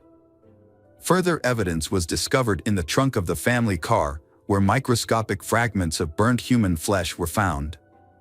The investigators also became interested in a recent purchase made by a double orthopedic mattress. Specifically, they were interested in the dense polyethylene wrapping that came with the mattress. A comparative analysis revealed that Jorge had used this wrapping to package the burnt remains of Luz Maria. Additionally, several neighbors came forward as witnesses, reporting that they had frequently heard Jorge yelling at his wife and threatening to kill her. Just days before Luz Maria's disappearance, Jorge had been overheard shouting that he would kill her if she tried to leave him, and that he would hide her body so well that no one would ever find it. Criminologists use collected data and witness testimony to reconstruct the events surrounding the crime. On the night of January 19, 2021, a brutal murder took place. The day before, Luz Maria and her husband, Jorge, had a violent argument. Jorge physically assaulted her. On this occasion, his rage escalated, causing him to strike his wife multiple times. Her screams for help were heard by the neighbors, but they failed to report the incident to the authorities. The beating left Luz Maria with a broken nose and a head injury. Jorge then strangled her with his bare hands. In an attempt to dispose of the body, he dragged it to the backyard, doused it with flammable liquid, and set it on fire. However, the fire produced a significant amount of smoke and a strong odor, which Jorge feared would attract the attention of the neighbors. He quickly extinguished the flames, wrapped the charred remains in plastic, and sought a secluded location to hide the body. He believing it would never be discovered. Jorge committed a heinous crime in front of his 3.5-year-old daughter, who was old enough to partially understand what was happening. The child witnessed the beating and crime, and her cries and screams were recorded. Despite this, Jorge attempted to cover his tracks by using his knowledge of forensics, gained from his wife's textbooks, to create an alibi. He disposed of her body in a drainage sewer on a poorly lit road with no surveillance cameras. The next morning, Jorge drove to his wife's workplace, pretending to have taken her there as usual. He then began a fake search for her, contacting her colleagues, friends, and family. During the trial, Jorge's lawyers delayed proceedings and attempted to mislead the investigation. They claimed that all the evidence and witness statements were indirect and did not directly prove Jorge's guilt. Defense attorneys requested that Jorge's detention be changed to house arrest, arguing that he was deeply depressed due to the accusations of killing Luz Maria he loved and the mother of his child. However, the crucial evidence came from Luz Maria's phone, which was in Jorge's possession. On the day after the crime, he sent multiple messages from her phone to different people, attempting to make people believe that Luz Maria was still alive. An analysis of the phone's movements revealed that it was consistently in the same locations as Jorge's phone. The defense team attempted to spin this evidence in their favor, claiming that Jorge had found his wife's phone and was driving around the city with it while searching for her. However, they failed to explain why Jorge was sending messages from her phone. Furthermore, bruises and scratches on Jorge's body, which were documented by experts through photographs, suggested that Luz Maria had put up a struggle. The most noticeable injury on Jorge was a scratch on his neck. However, investigators were unable to find Jorge's skin cells under Luz Maria's fingernails. Despite several questionable points in the case, the prosecutor pushed for the maximum possible sentence. The defendant was found guilty of brutally murdering his wife in October 2022. Jorge was sentenced to 50 years in prison, despite maintaining his innocence. Custody of their young daughter, Alice, was awarded to her maternal grandparents. The grandparents expressed that their granddaughter had given their lives new meaning. Welcome back, detectives. Let's dive into another horrible case, the case of Fusako Sano. Nobuyuki was born on July 15, 1962, in the Japanese prefecture of Niigata. He grew up in a wealthy family. His family's business, related to passenger transportation, was very successful, thanks to his 62-year-old father. Nobuyuki was a late child, with 5 half-siblings from his father's previous marriage. However, he is not really close to them. As a result, he grew up to be a spoiled and demanding child who always expected to get his own way, immediately. Nobuyuki often becomes aggressive when his expectations are not met in a timely manner. One notable incident occurred. He threw a tantrum in a store, punching his mother when she refused to buy him another toy. Nobuyuki struggled to form relationships with his peers due to his complicated and sometimes unusual behavior. He was also self-conscious about his height, which often caused him to hunch over. This behavior caused his classmates to tease him and give him unflattering nicknames. Despite this, Nobuyuki's family resided in a luxurious two-story European-style house, which featured a spacious room specifically designed for him. The boy was uncomfortable in the room, fidgeting and expressing fear of being alone. This behavior led his parents to take him to see a doctor. After an initial review, he was referred to a psychiatrist who diagnosed him with multiple disorders, a fear of the dark, a fear of germs and dirt, and a unique of autophobia, fear of loneliness, sociophobia, anxiety related to social interactions. Essentially, he feared both being alone and being around others. As a result, he became a loner in high school, never forming close relationships with classmates, and never having a girlfriend despite his attractive appearance. His peers avoided him, and he became an outcast. The only people he felt comfortable expressing his anger and frustration to were his elderly parents, who forgave him and tried to calm him down with gifts and money. As an adult, he struggled to hold down a job. He frequently got into conflicts with colleagues, neglected his responsibilities, and would often leave work in the middle of the day for no good reason, such as when it was raining and he felt sad. On one occasion, he intentionally hurt a female coworker, likely trying to get her attention out of sympathy. Although the incident was attributed to an accident, he was fired immediately. After being fired, Nobuyuki became unemployed and relied on his parents' financial support. Over time, he became increasingly reclusive, rarely leaving his room, and frequently clashed with his parents. Following a particularly intense quarrel, Nobuyuki started a fire in his home, nearly destroying the house and putting its occupants in harm's way.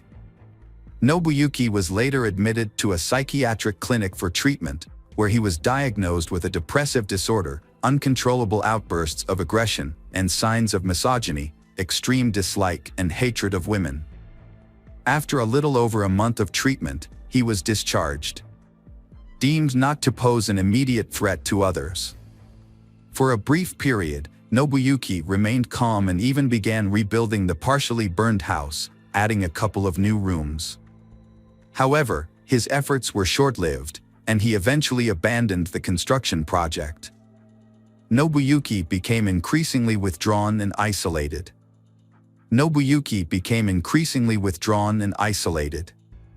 He spent most of his time in his room, watching TV. He not only forbade his parents from entering his room, but also the second floor of the house. If they tried to cross this boundary, he would violently lash out at them, punching and threatening to kill them. In the spring of 1989, Nobuyuki began taking walks, but he preferred to stroll near a local school where he could secretly watch the female students. At first, he kept his distance and tried not to communicate with anyone. However, one day, he suddenly grabbed a young girl, who was only 9 years old, and threw her over his shoulder as she was leaving the school gate. He then ran to his car, which was parked nearby. The other children immediately screamed for help, and a school security guard and bystanders quickly intervened, rescuing Shi and detaining Nobuyuki until the police arrived. Nobuyuki was unable to explain why he attacked Shi, and it was clear that he had intended to commit a violent and unlawful act against a minor. As a result, he was charged with attempting to commit a violent crime against a child. Nobuyuki Sato avoided a long prison sentence thanks to his father's connections and wealth. In August, Nobuyuki was given a year's probation despite his heinous crime. Shortly thereafter, his name was mysteriously removed from the criminal prosecution database, allegedly due to his father's intervention. However, Nobuyuki's father died shortly after his son's case, dying of a heart attack. Nobuyuki was left with overwhelming shame and guilt for his father's sacrifices and efforts to cover up his crime.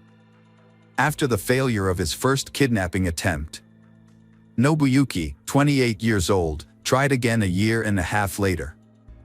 This time, he carefully planned the crime and remained under the police radar for an extended period. On November 13, 1990, Nobuyuki set out on a hunting trip around the city. In the evening, as darkness fell, he spotted 9-year-old Fusako Sano, who had stayed late after school due to a sports event, walking alone on a deserted road. Nobuyuki quickly pulled over in front of her, got out of the car with a knife, and grabbed Fusako. He threatened to slit her throat if she tried to scream or run away. Then, he forced her into the trunk of the car. After driving for a while, he turned into a vacant lot, where he tied Fusako's hands and feet and covered her mouth with tape. When night fell, Nobuyuki drove to his house and took Fusako out of the trunk. Nobuyuki led her through a part of the house that was still under construction to his room, trying not to be seen. He then left the room and re-entered through the front door, as if everything was normal. Once upstairs, Nobuyuki again threatened Fusako with the knife, ordering her to be quiet. He tied her to the bed and warned her that if she tried to leave the room, look out the window, scream, or cry, he would kill her and dispose of her body in the ocean, where no one would ever find it. Fusako was terrified and obeyed the kidnapper's orders, hoping that he would eventually take pity on her and let her go. When Fusako didn't return home from school, her parents started to worry. They knew she had stayed late to watch a baseball game, but as the sun began to set, they expected her to be home by then. Initially, Fusako's parents tried to find their daughter on their own, retracing her usual route from school to home, but their efforts were unsuccessful. As night drew closer, the parents of Fusako turned to the police for help, hoping for a quick resolution.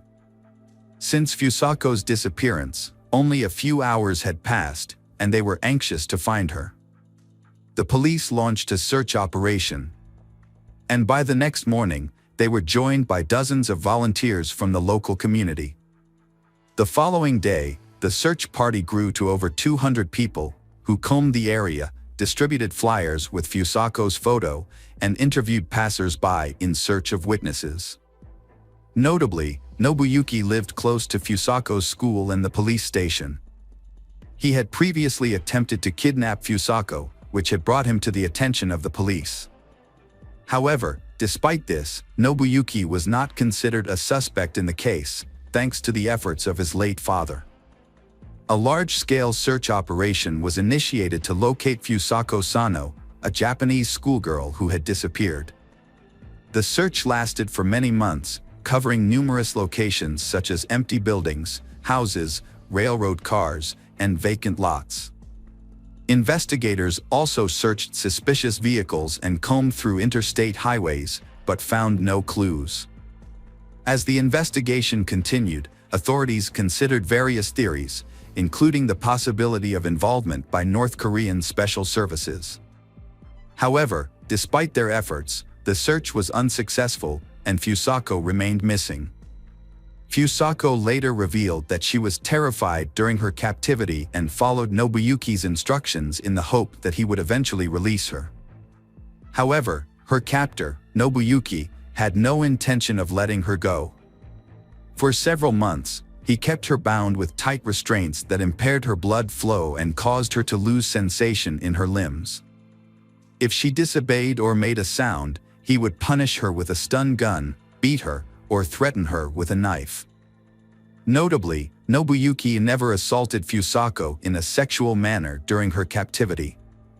Instead, he treated her more like a possession or a pet, using her as a means of companionship and conversation. Nobuyuki kept Fusako captive, feeding her a meager diet of food prepared by his mother. As a result, Fusako became severely malnourished and weakened. He restricted her to her bed, forcing her to use plastic bags as a toilet, which he would then dispose of in an unfinished part of the house. Once a month, he would bathe her in a basin, cut her hair and nails, and dress her in his own worn-out clothes. Despite her compliance, Nobuyuki would regularly beat her for his own amusement. Over time, Fusako's spirit was broken, and she became submissive, no longer attempting to escape or even look out the window. As the years passed, Nobuyuki stopped bothering to physically restrain Fusako, and didn't even think to lock the door when he stepped out. He would simply cover her with blankets or towels. Occasionally, he would turn on the radio or watch TV with her, but only to programs that interested him, such as Scottish or sports matches. He also brought her comic books, which he enjoyed himself. These were the only things Fusako had to read during her confinement. For nearly a decade, Fusako was isolated, never speaking to anyone else or leaving her room. She remained in bed most of the time, hardly moving or trying to resist her situation. Fusako had become so resigned to her fate that she no longer attempted to escape or call for help. Nobuyuki's mother lived in fear of her son's violence. For years, she had avoided the second-floor room because Nobuyuki had threatened her with violence. This was not an idle warning, as Nobuyuki actually pushed her down the stairs when she tried to enter the room. She retired in 1996 at the age of 73, and her circumstances became extremely difficult. Nobuyuki regularly abused her, forcing her to follow his rules. Desperate for help, she went to the police in the spring of 1996 and filed a report, stating that she was a victim of domestic violence at the hands of her son. However, the police seemed reluctant to intervene and persuaded her to withdraw her statement, advising her to handle the situation on her own. She also sought help from a public health center, complaining about her son's aggressive behavior and requesting that he be hospitalized for psychiatric evaluation. Her concerns were ignored and she was told her son's actions were not worth worrying about. Instead, she was advised to encourage him to seek help voluntarily. In January 2000, the elderly woman, exhausted from years of physical and emotional abuse, made a desperate call for help. She contacted the hospital and the police, requesting that they send the medical team and officers to her home. Her reason for calling was that her son, Nobuyuki, had brutally beaten her again, tied her up, and used a taser on her multiple times. Authorities finally responded to Shi's pleas for help and arrived at her house. When the ambulance and police car appeared, Nobuyuki became visibly agitated, aggressive, and resistant. He had to be restrained with handcuffs and sedated with a large dose of medication. Nobuyuki's mother confessed to the authorities that she lived in fear of her son, whose behavior had become increasingly aggressive and uncontrollable. She also revealed that she had not been allowed to access the second floor of her home for years, as Nobuyuki had forbidden it, threatening to kill her if she disobeyed. Upon entering the second floor and Nobuyuki's room, the police made a shocking discovery. A pile of blankets on the bed moved slightly, and when the officers peeled them back, they found a thin, pale, and exhausted girl hiding underneath.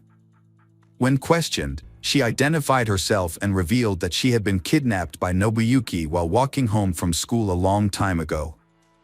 After the discovery, the police brought Nobuyuki's mother into the room to ask if she knew the captive girl. However, she was shocked and claimed she had no idea that anyone else lived in the house besides her and her son. The kidnapped girl also claimed that she had never seen Shi before. During questioning, Nobuyuki made a shocking confession.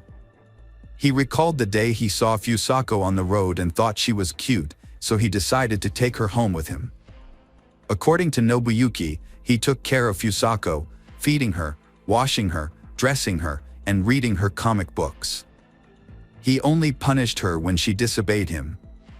Nobuyuki also admitted that he loved Fusako like a friend and believed she felt the same way about him. He had no intention of letting her go and hoped she would stay with him forever. He enjoyed spending time with her, talking to her for hours about soccer, music, or his favorite comic book characters, and she would listen silently. Nobuyuki claimed that he never locked his bedroom door, but Fusako never tried to escape, which led him to believe that she was happy living with him. A medical examination concluded that despite his mental disorder, Nobuyuki was able to understand his actions and thus was eligible to stand trial. However, questions were raised about whether his mother could be held accountable as an accomplice. She often bought feminine hygiene products for her son, which raised suspicions. Despite her repeated efforts to alert authorities and get medical help for her family, her concerns were consistently disregarded. The case drew widespread attention before the trial even began, the city police facing heavy criticism. Nobuyuki had previously been prosecuted for attempting to kidnap a schoolgirl. But he had managed to avoid suspicion when he carried out his plan. As a result, the local police chief and the head of the regional police department were removed from their posts for failing to control the situation from the start and making numerous mistakes. Nobuyuki Sato went on trial in May 2000. The prosecution thoroughly examined every detail of his actions, including minor offenses.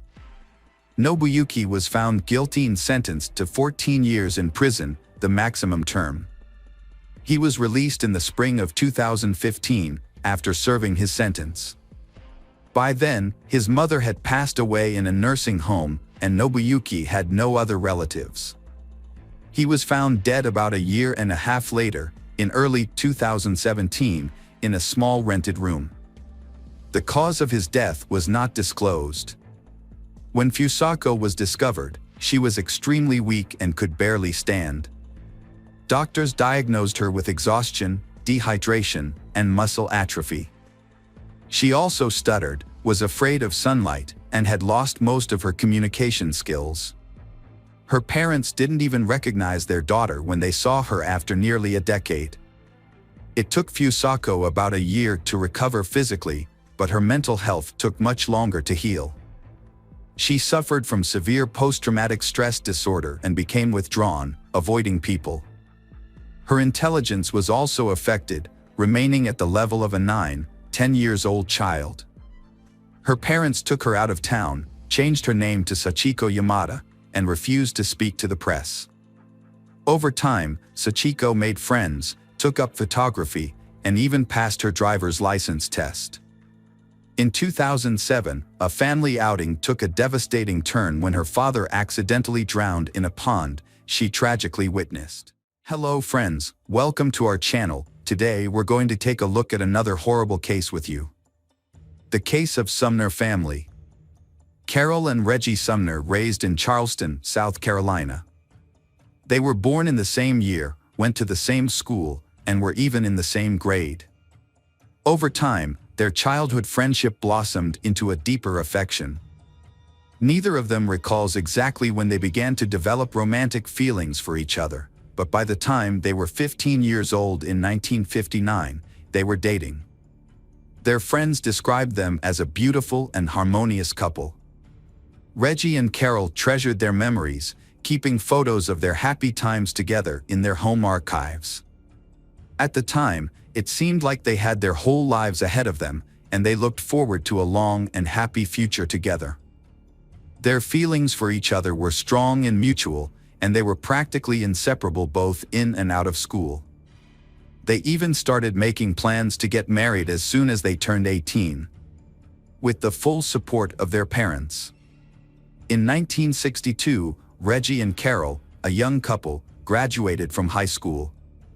However, their plans to get married were put on hold when Reggie was drafted into the army a few months later. They decided to postpone their wedding until Reggie returned from his military service and made a promise to write each other regularly. As time passed, the separation took its toll. Reggie was deployed to Vietnam. Unfortunately, Carol lost contact with him, and she didn't even know if he was still alive. Despite the uncertainty, Carol continued her education and started working at the Charleston Air Force Base. A few years later, Carol got married, but the marriage was short-lived and ended in divorce. They didn't have any children together. In 1975, Carol married again, this time to Richard Alford, and gave birth to their daughter, Rhonda, in 1977. However, this marriage was also troubled, as Richard was abusive and had a drinking problem. The situation became unbearable for Carol, and by the mid-1980s, she couldn't take the abuse anymore. She took her daughter and filed for divorce.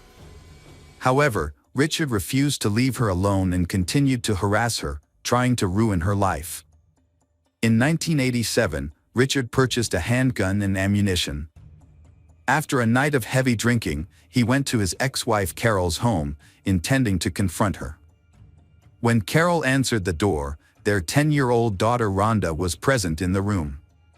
However, the presence of his child did not deter Richard, who was intoxicated.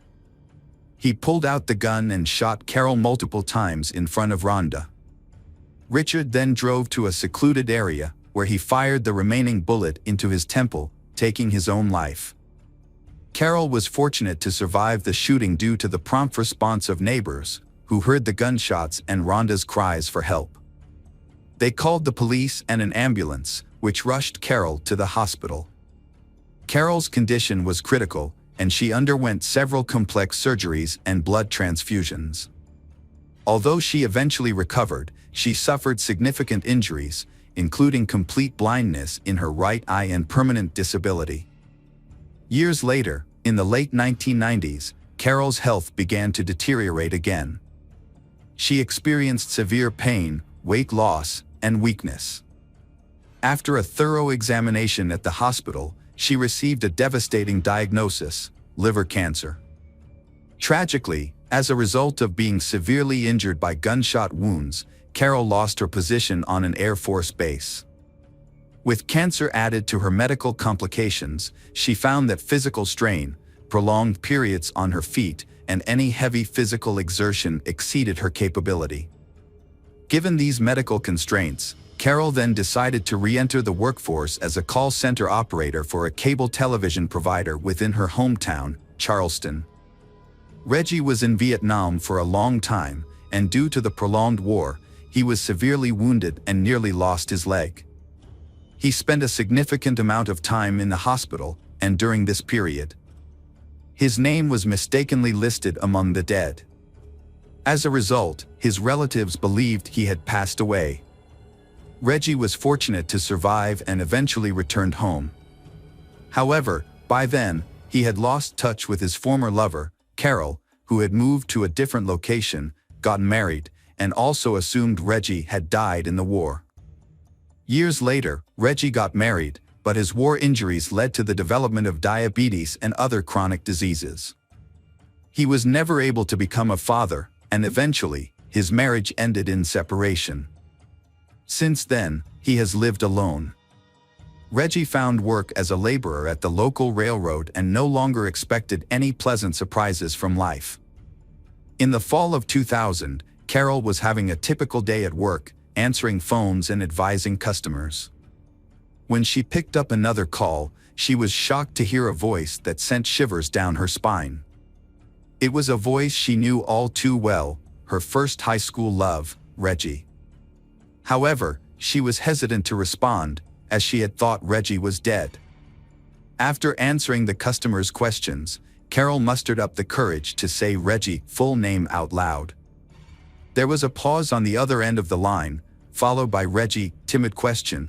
Carol burst into tears, revealing that she was he had dated in high school, the one he had once wanted to marry. For several minutes, they both cried, unable to speak. Eventually, they composed themselves and discovered that they still lived in their hometown. They agreed to meet the next evening, reuniting after all these years. The next day, Carol spent hours getting ready for the date, trying on different dresses and perfecting her hair and makeup. As she looked in the mirror, she was reminded that time had changed her. She was no longer the young, vibrant woman Reggie remembered from the past. Still, she was eager to win him over once more. Their meeting was thrilling for both, having spent decades apart, and their conversation was unrelenting as they recounted stories from their lives, both happy and sorrowful, covering their previous marriages. Professional triumphs, struggles, health challenges, and basking in nostalgia as they reflected on their lost romance and first true love for one another. Reggie and Carol were determined to make the most of their reunion after a period of separation.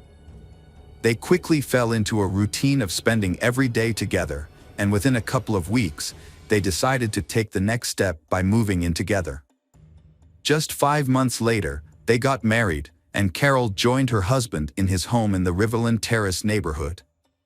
As they settled into family life, they initially resided in their hometown of Charleston, South Carolina. They were deeply in love, happy, and enthusiastic about building a life together. However, they faced some challenges, particularly with their health, as they were both still young but struggling with health issues. One of the neighbors who lived nearby was the Cole family, with whom Reggie had a long-standing acquaintance. The patriarch of the family, Stephen, had experienced firsthand the traumatic effects of the Vietnam War. Sustaining severe wounds during combat had resulted in confinement to a wheelchair for many years. His wife, Natalie, often prioritized her social life, spending time with friends at bars after work, instead of rushing home to take care of her family. As a result, their daughter, Tiffany, found herself frequently neglected and left unattended from a young age. Tiffany's situation improved slightly when she befriended the new neighbors, Reggie and Carol. During this time, Tiffany was still in high school, and the compassionate Carol took an instant liking to she. Carol felt genuine sympathy for Tiffany. For 5 years, Carol did her best to support and care for Tiffany, sometimes sponsoring cozy family meals, buying Tiffany clothes, and sharing enough allowance.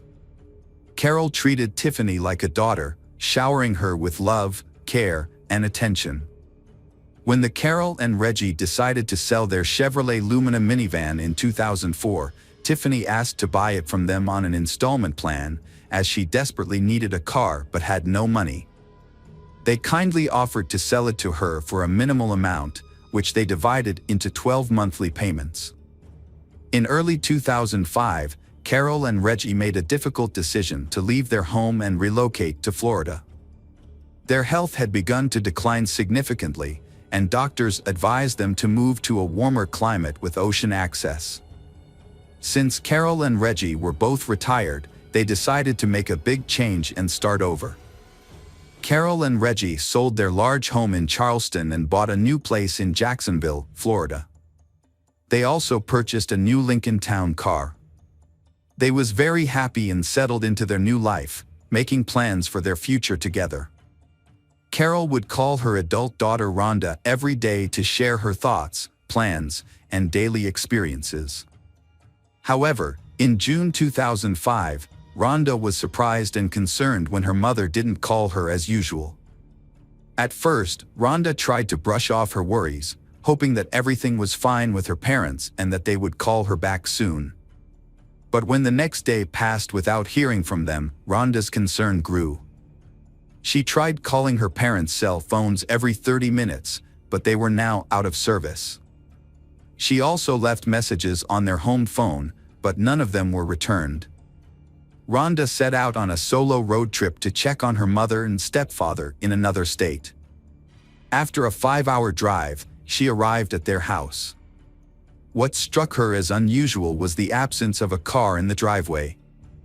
Things only got stranger from there.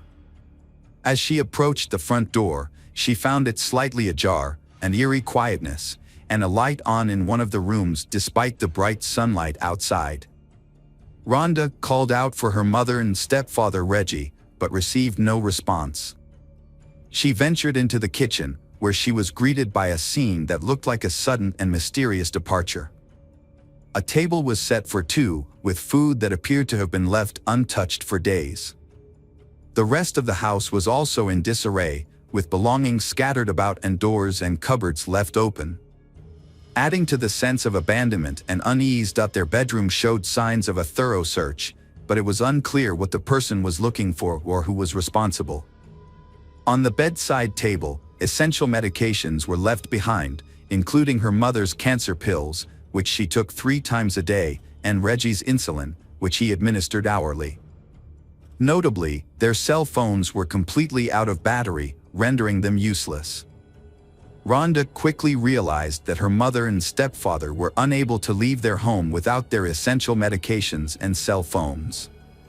She immediately contacted the police to report the incident, alerting them to the suspicious individuals. They in the car was quickly added to the wanted list, and all bank cards belonging to Carol and Reggie were frozen. The first few days of the search yielded nothing, with no sign of the imposters or any witnesses. However, on June 12, several developments led the police to close in on the perpetrators. A crucial lead emerged when a man, claiming to be Reggie, contacted one of the banks, complaining that his card was blocked and he was unable to withdraw cash. A bank employee grew suspicious when checking the card information and offered to resolve the issue by visiting a nearby branch, but the caller, Mr. Reggie, hung up. Minutes later, a woman called from the same number, claiming to be Mrs. Carroll, and reported a similar problem with her card being blocked.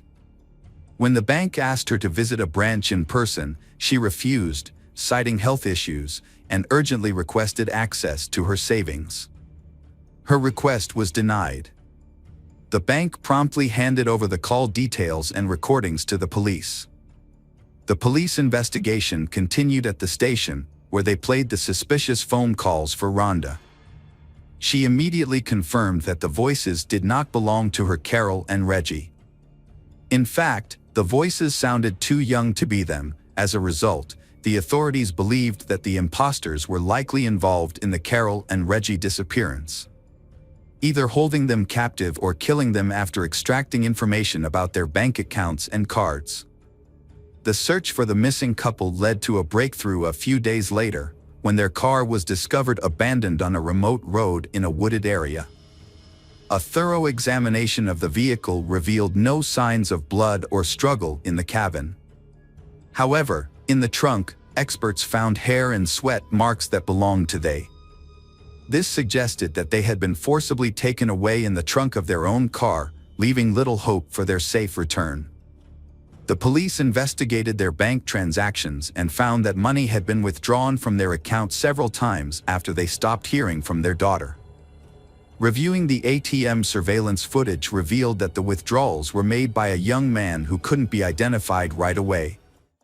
The police also requested a trace of all calls made from the phone number used by the imposters to contact the bank. Further investigation showed that the SIM card used to make those calls was purchased on a prepaid plan just before they disappeared.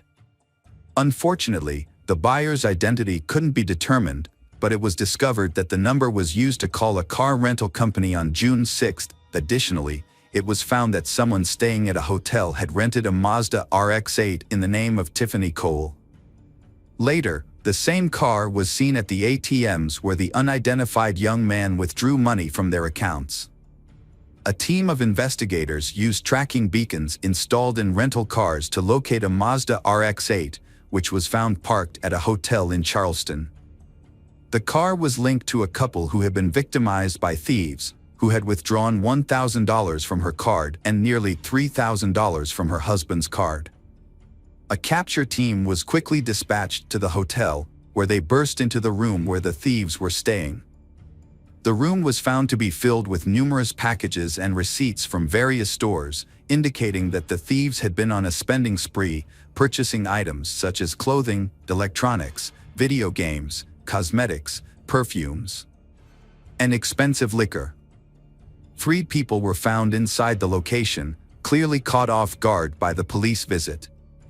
Tiffany Cole, 23, her boyfriend Michael Jackson, 24, and Alan Lindell Wade, 19, all appeared surprised, confused, and frightened as police placed handcuffs on their wrists.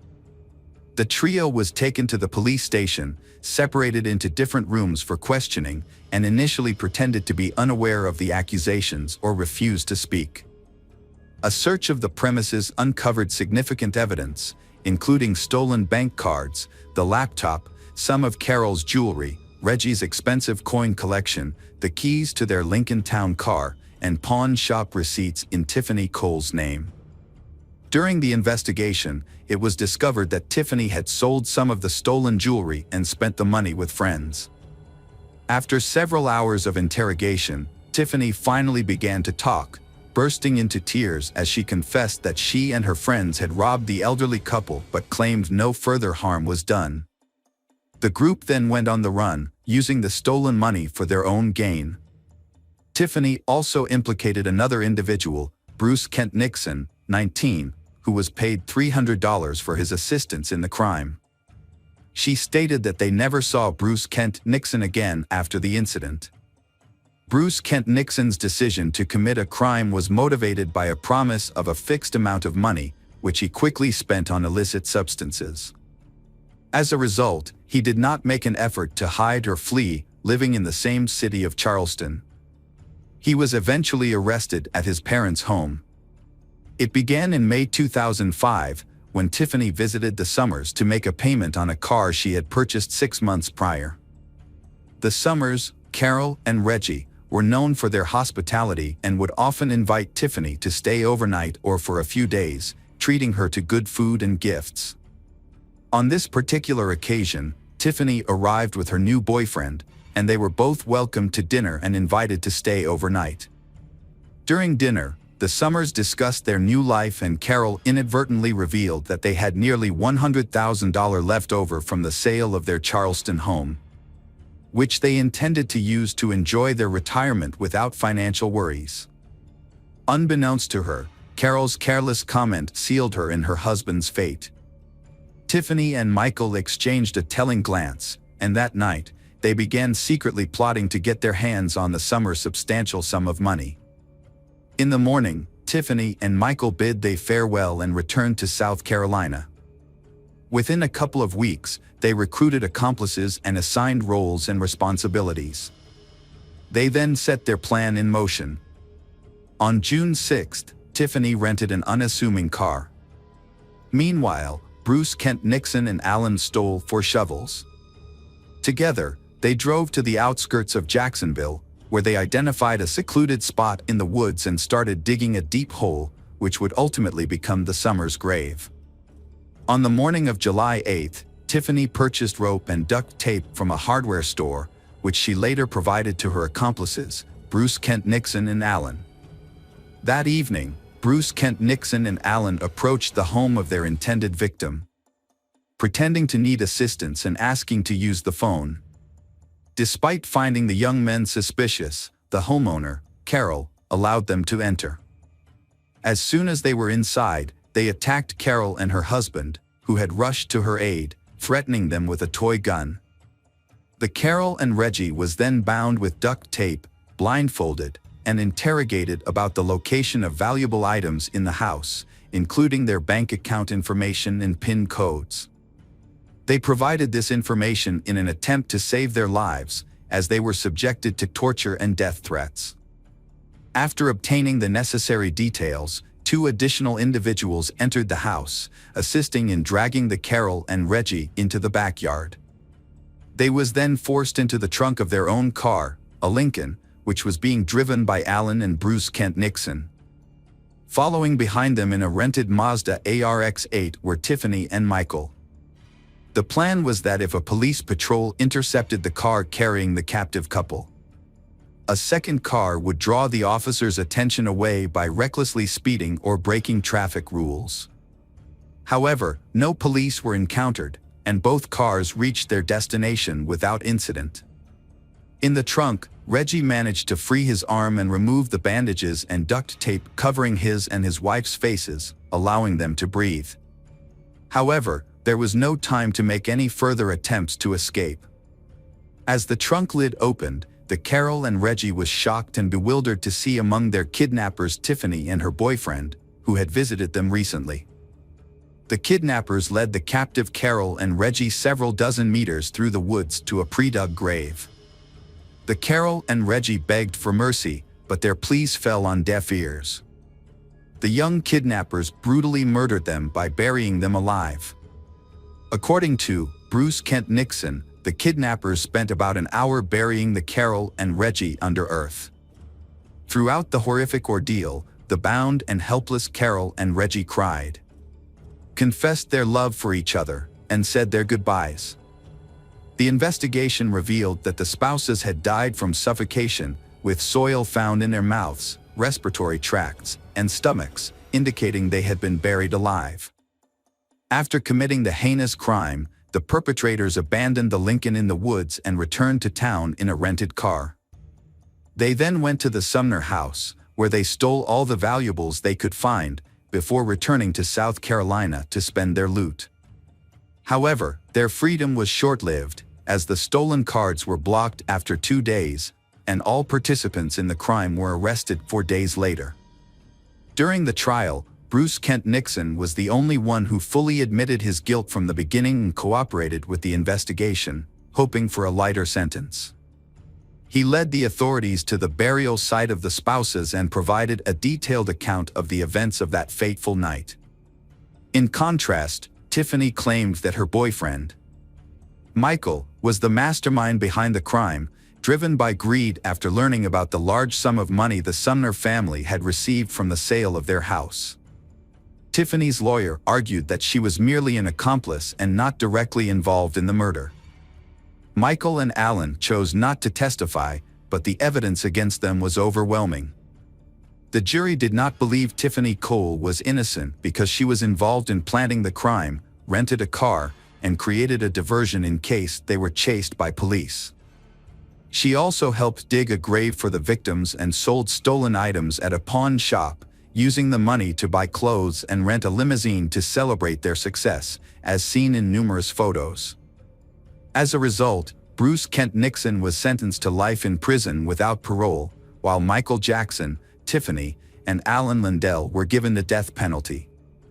The criminals filed multiple appeals, but they were all denied, and the sentence remained unchanged. Hello friends, welcome to our channel. Today we're going to take a look at another horrible case with you. The case of Wang Nan. Wang Nan, born in 1987 in Nanjing, China, a major city and former capital, Wang Nan grew up in a relatively affluent family. Her parents provided her with the best possible education and encouraged her to develop her talents. After completing her secondary education, Wang Nan enrolled in a prestigious university, where she studied business and finance, and also learned several foreign languages. Upon graduation, she landed a job at a large travel agency, where she quickly proved herself to be a valuable, responsible, and motivated employee. Her career advanced rapidly, and she was soon sent to Thailand to head a new branch and oversee its development. Wang Nan worked as a top manager for several years before deciding to leave the agency to start her own business. She opened a Chinese restaurant in Bangkok, which she managed successfully, and it eventually grew into a small but popular chain. Wang Nan was a thriving young entrepreneur who had devoted her life to her career. With her constant business engagements, she barely had time for socializing or dating, and her loneliness became a normal part of her life. At almost 30 years old, Wang Nan was well established in Thailand, having lived there for a while and become proficient in the language. However, she strived for further improvement, taking additional courses to learn Thai at a training center. There, she met a young man named Yu Xiaodong, who initially stared at her before introducing himself in his native language.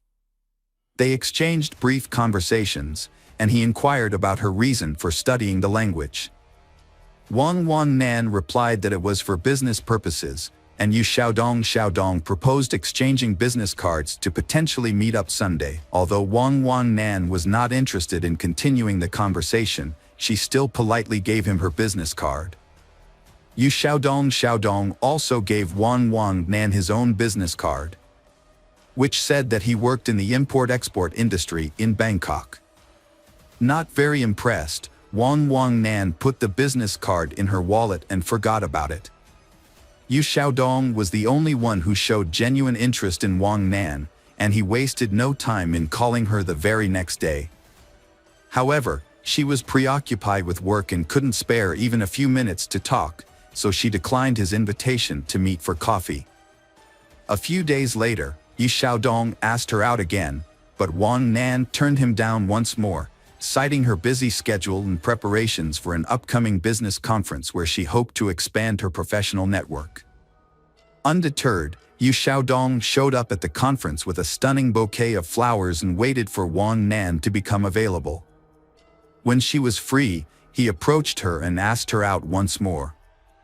This time, Wang Nan was charmed by his persistence, which was a new experience for her. No one had ever pursued her so relentlessly before, so she agreed to meet him for dinner. As it turned out, Yu Xiaodong's interest in Wang Nan was more than just a passing infatuation. He was completely smitten. He showered her with attention, surprise gifts, and romantic gestures, including sending flowers to her doorstep every morning with sweet notes attached. He also called her at least twice a day to wish her good morning and good night. Wang Nan had mixed emotions about the situation. While she was irritated by Yu Xiaodong's all-consuming infatuation, she was also flattered that someone was making such an effort to win her heart. As a result, she found herself unexpectedly entering into a romantic relationship. Yu Xiaodong went out of his way to woo her, not only romantically but also by trying to be perfect in every aspect of their relationship.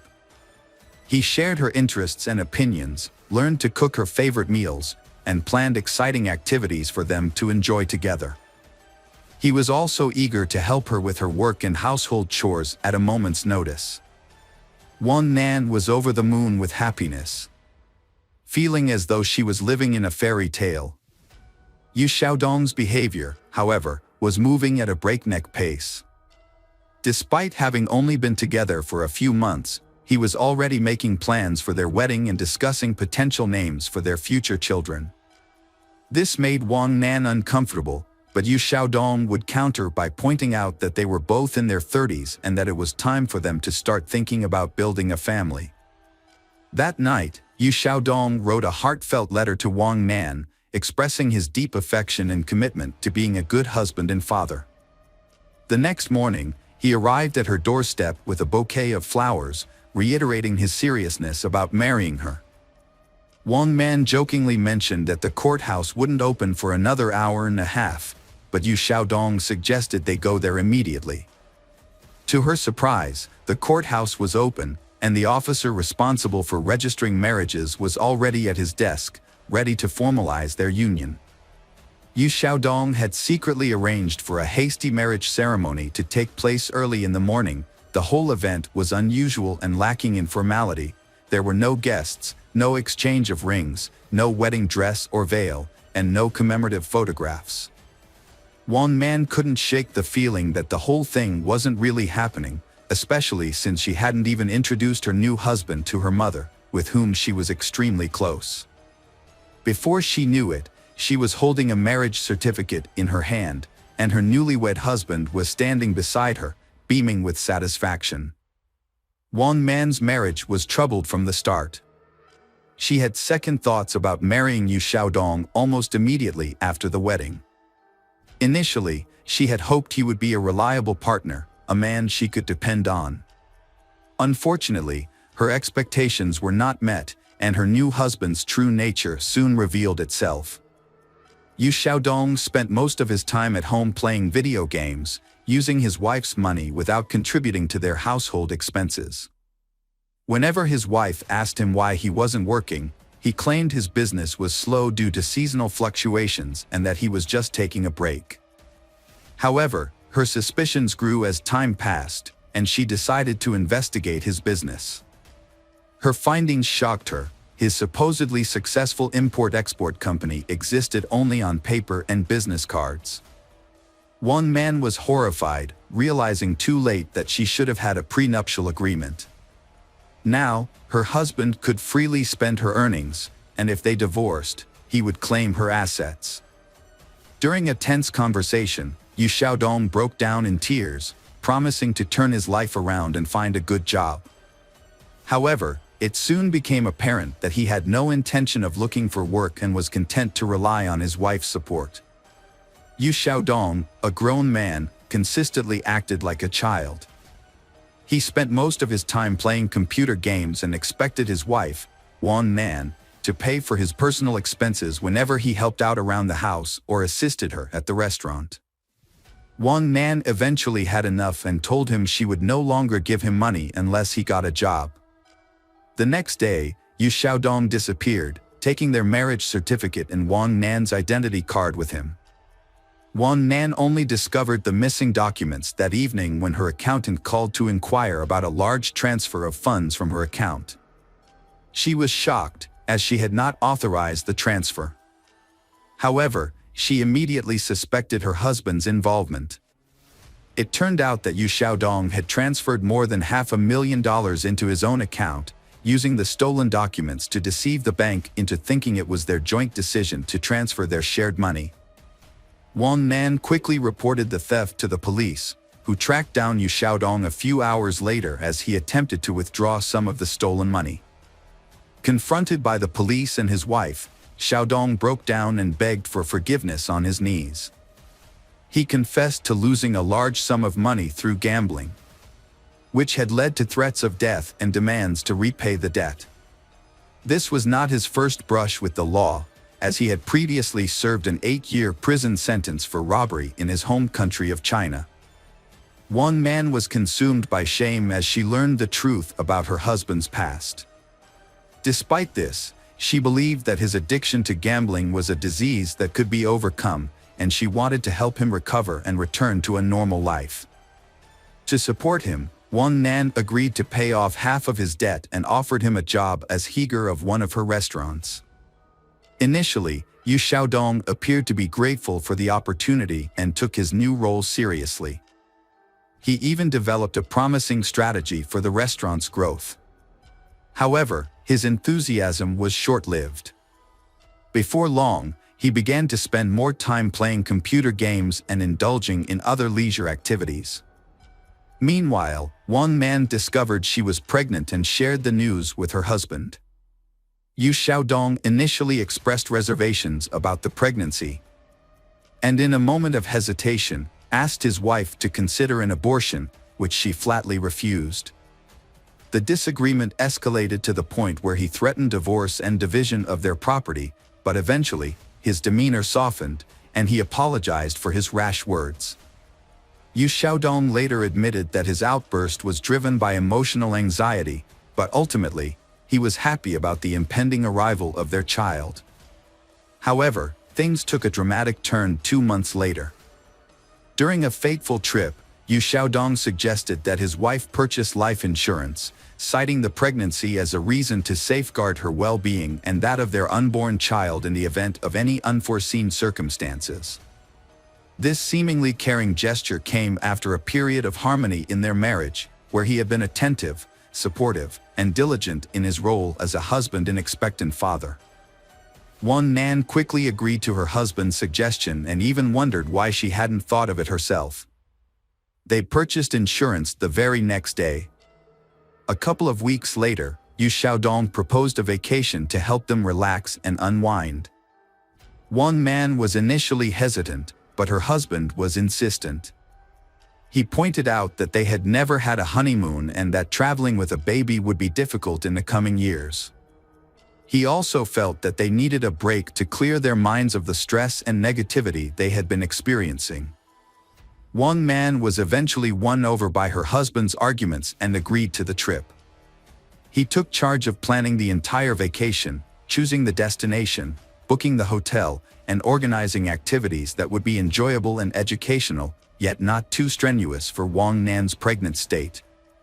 Wang Nan was happy to leave the planning to her husband and was pleased to see how much effort he was putting into making their vacation special. On June 7th, they visited the park for the first time and spent most of the day exploring its many beautiful sights and lookouts. However, as the summer evening wore on, the park became increasingly crowded, with tourists everywhere. As the sun began to set, Wang Nan noticed that her husband, Yu Xiaodong, was growing angry and nervous. When she asked him what was wrong, he explained that the crowds were ruining their chance to enjoy a romantic sunset in peace. Despite his initial frustration, Yu Xiaodong tried to make the most of the situation, suggesting that they could still have a romantic moment as the sun set. As the park began to clear out, he climbed the fence of the observation deck and called out to his wife, Wang Nan, to join him, promising her an incredible view. However, Wang declined, citing the darkness and potential danger. Yu Xiaodong became angry but eventually returned to his wife, suggesting that they should come back to the park another time to watch the sunrise together. The Wang Nan and Yu Xiaodong returned to their hotel late on Saturday night, so they decided to sleep in and head back to the reserve early on Sunday morning. As planned, they woke up at 3 a.m. on June 9th and left for the national park while it was still dark outside. Their goal was to catch the first rays of the rising sun. When they arrived, they found the park nearly empty, with hardly any other visitors. They watched the sunrise together on an observation deck. Then, Yu Xiaodong encouraged his wife, Wang Nan, to join him at the cliff's edge to see some ancient rock paintings. Initially hesitant, Wang Nan trusted her husband's assurance that he would help her climb down and back up safely. As they took in the breathtaking view, Yu Xiaodong suddenly asked Wang Nan if she regretted anything in life. She replied that she did not.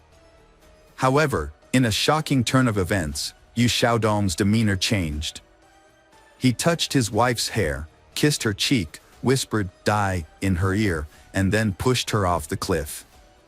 To avoid detection, he checked their surroundings to make sure no one had witnessed the incident. Looking down, he couldn't see where Wang Nan had fallen, and the silence indicated that there were no witnesses below. Yu Xiaodong calmly walked towards the park exit, planning to report the incident after his wife was surely dead. However, hikers who had wandered off the trail spotted Wang Nan's body on the rocks and immediately called for rescue, reporting the incident. As Yu Xiaodong was leaving the reserve, several emergency vehicles sped past him, sirens blaring. Realizing what was happening, he quickly returned to the scene, pretending to be distressed. There, he put on a convincing performance, crying and begging for help.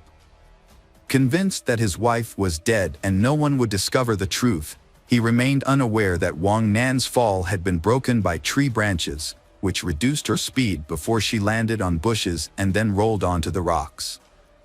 This series of events cushioned the impact, saving her life and that of their child, although she suffered severe injuries. Yu Xiaodong was overcome with grief, crying and lamenting the loss of his wife and child. However, his wife suddenly regained consciousness and attempted to speak, but was unable to.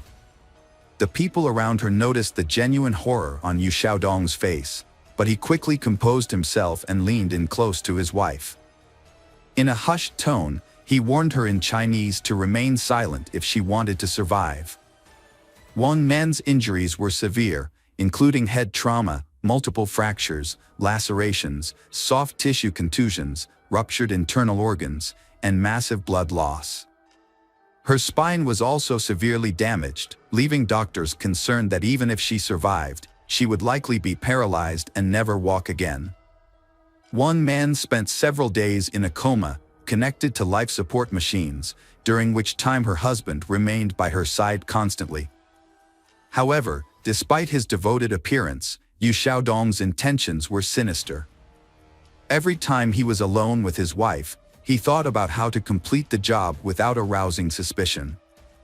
His actions were a ruse, hiding his true intentions behind a mask of love and devotion that he examined the devices, but couldn't find a way to quietly disable them. Wang Nan slowly regained consciousness.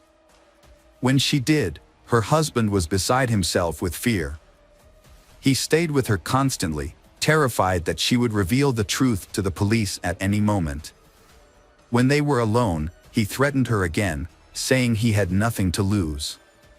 During the initial police interrogation, the Wang Nan supported her husband's claim that her fall was caused by dizziness. However, when her husband briefly left the room, Wang Nan asked the nurse to call the police again and prevent her husband from re-entering.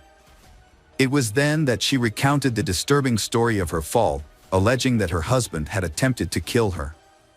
Yu Xiaodong suddenly burst into the room, shouting that his wife was delusional due to her head injury and that he would never harm her or their baby.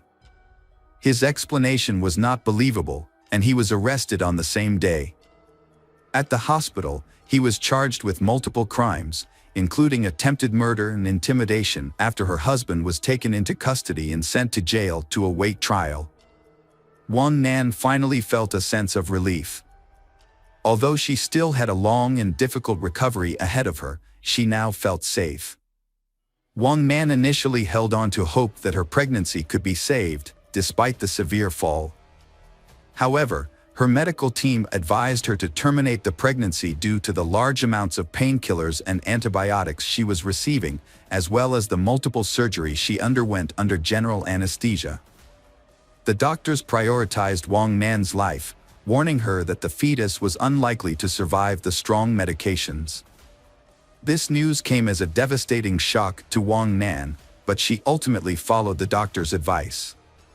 During the trial, Yu Xiaodong vehemently denied any wrongdoing, sticking to his claim that the incident was an accident. He remained calm and composed in prison, hiring skilled lawyers and expressing confidence that he would either be acquitted or receive a lenient sentence. In contrast, the investigators and prosecutor were convinced that Yu Xiaodong had deliberately committed the crime. Motivated by the prospect of collecting a substantial insurance payout and inheriting his wife's fortune, which was valued at nearly $2.5 million at the time. During an interrogation, Yu Xiaodong made a shocking revelation about his motive for the heinous crime. He disclosed that he was angry with his wife for not paying off his entire debt, which had accumulated due to his gambling habit. In his mind, if his wife truly loved him, she would have cleared all his debts since she had the financial means to do so. This perceived betrayal led Yu Xiaodong to believe that his wife did not love him, and therefore, he felt justified in punishing her. After making this astonishing confession, the defendant became silent, seemingly aware that he had revealed too much. He attempted to retract his statement, claiming that he had been misunderstood. Nevertheless, his unexpected admission, combined with Wang Nan's testimony, was sufficient to secure a lengthy prison sentence. In March 2021, Yu Xiaodong was found guilty and sentenced to life imprisonment. However, he and his lawyers filed multiple appeals, and 6 months later, the Thai court showed unusual leniency by reducing the life sentence to 10 years in prison. Wang Nan and her family were shocked and outraged by the lenient sentence given to Yu Xiaodong, believing it would set a bad precedent and encourage others to commit similar heinous crimes. Yu Xiaodong received a sentence of 10 years for attempting to murder his pregnant Wang Nan. As of now, Yu Xiaodong is serving her 10-year sentence while Wang Nan is challenging the court's decision. Meanwhile, Yu Xiaodong is filing appeals to prove her innocence. Wang Nan has successfully restarted her business in 2023 and also established an organization that provides support to women who have been affected by domestic violence.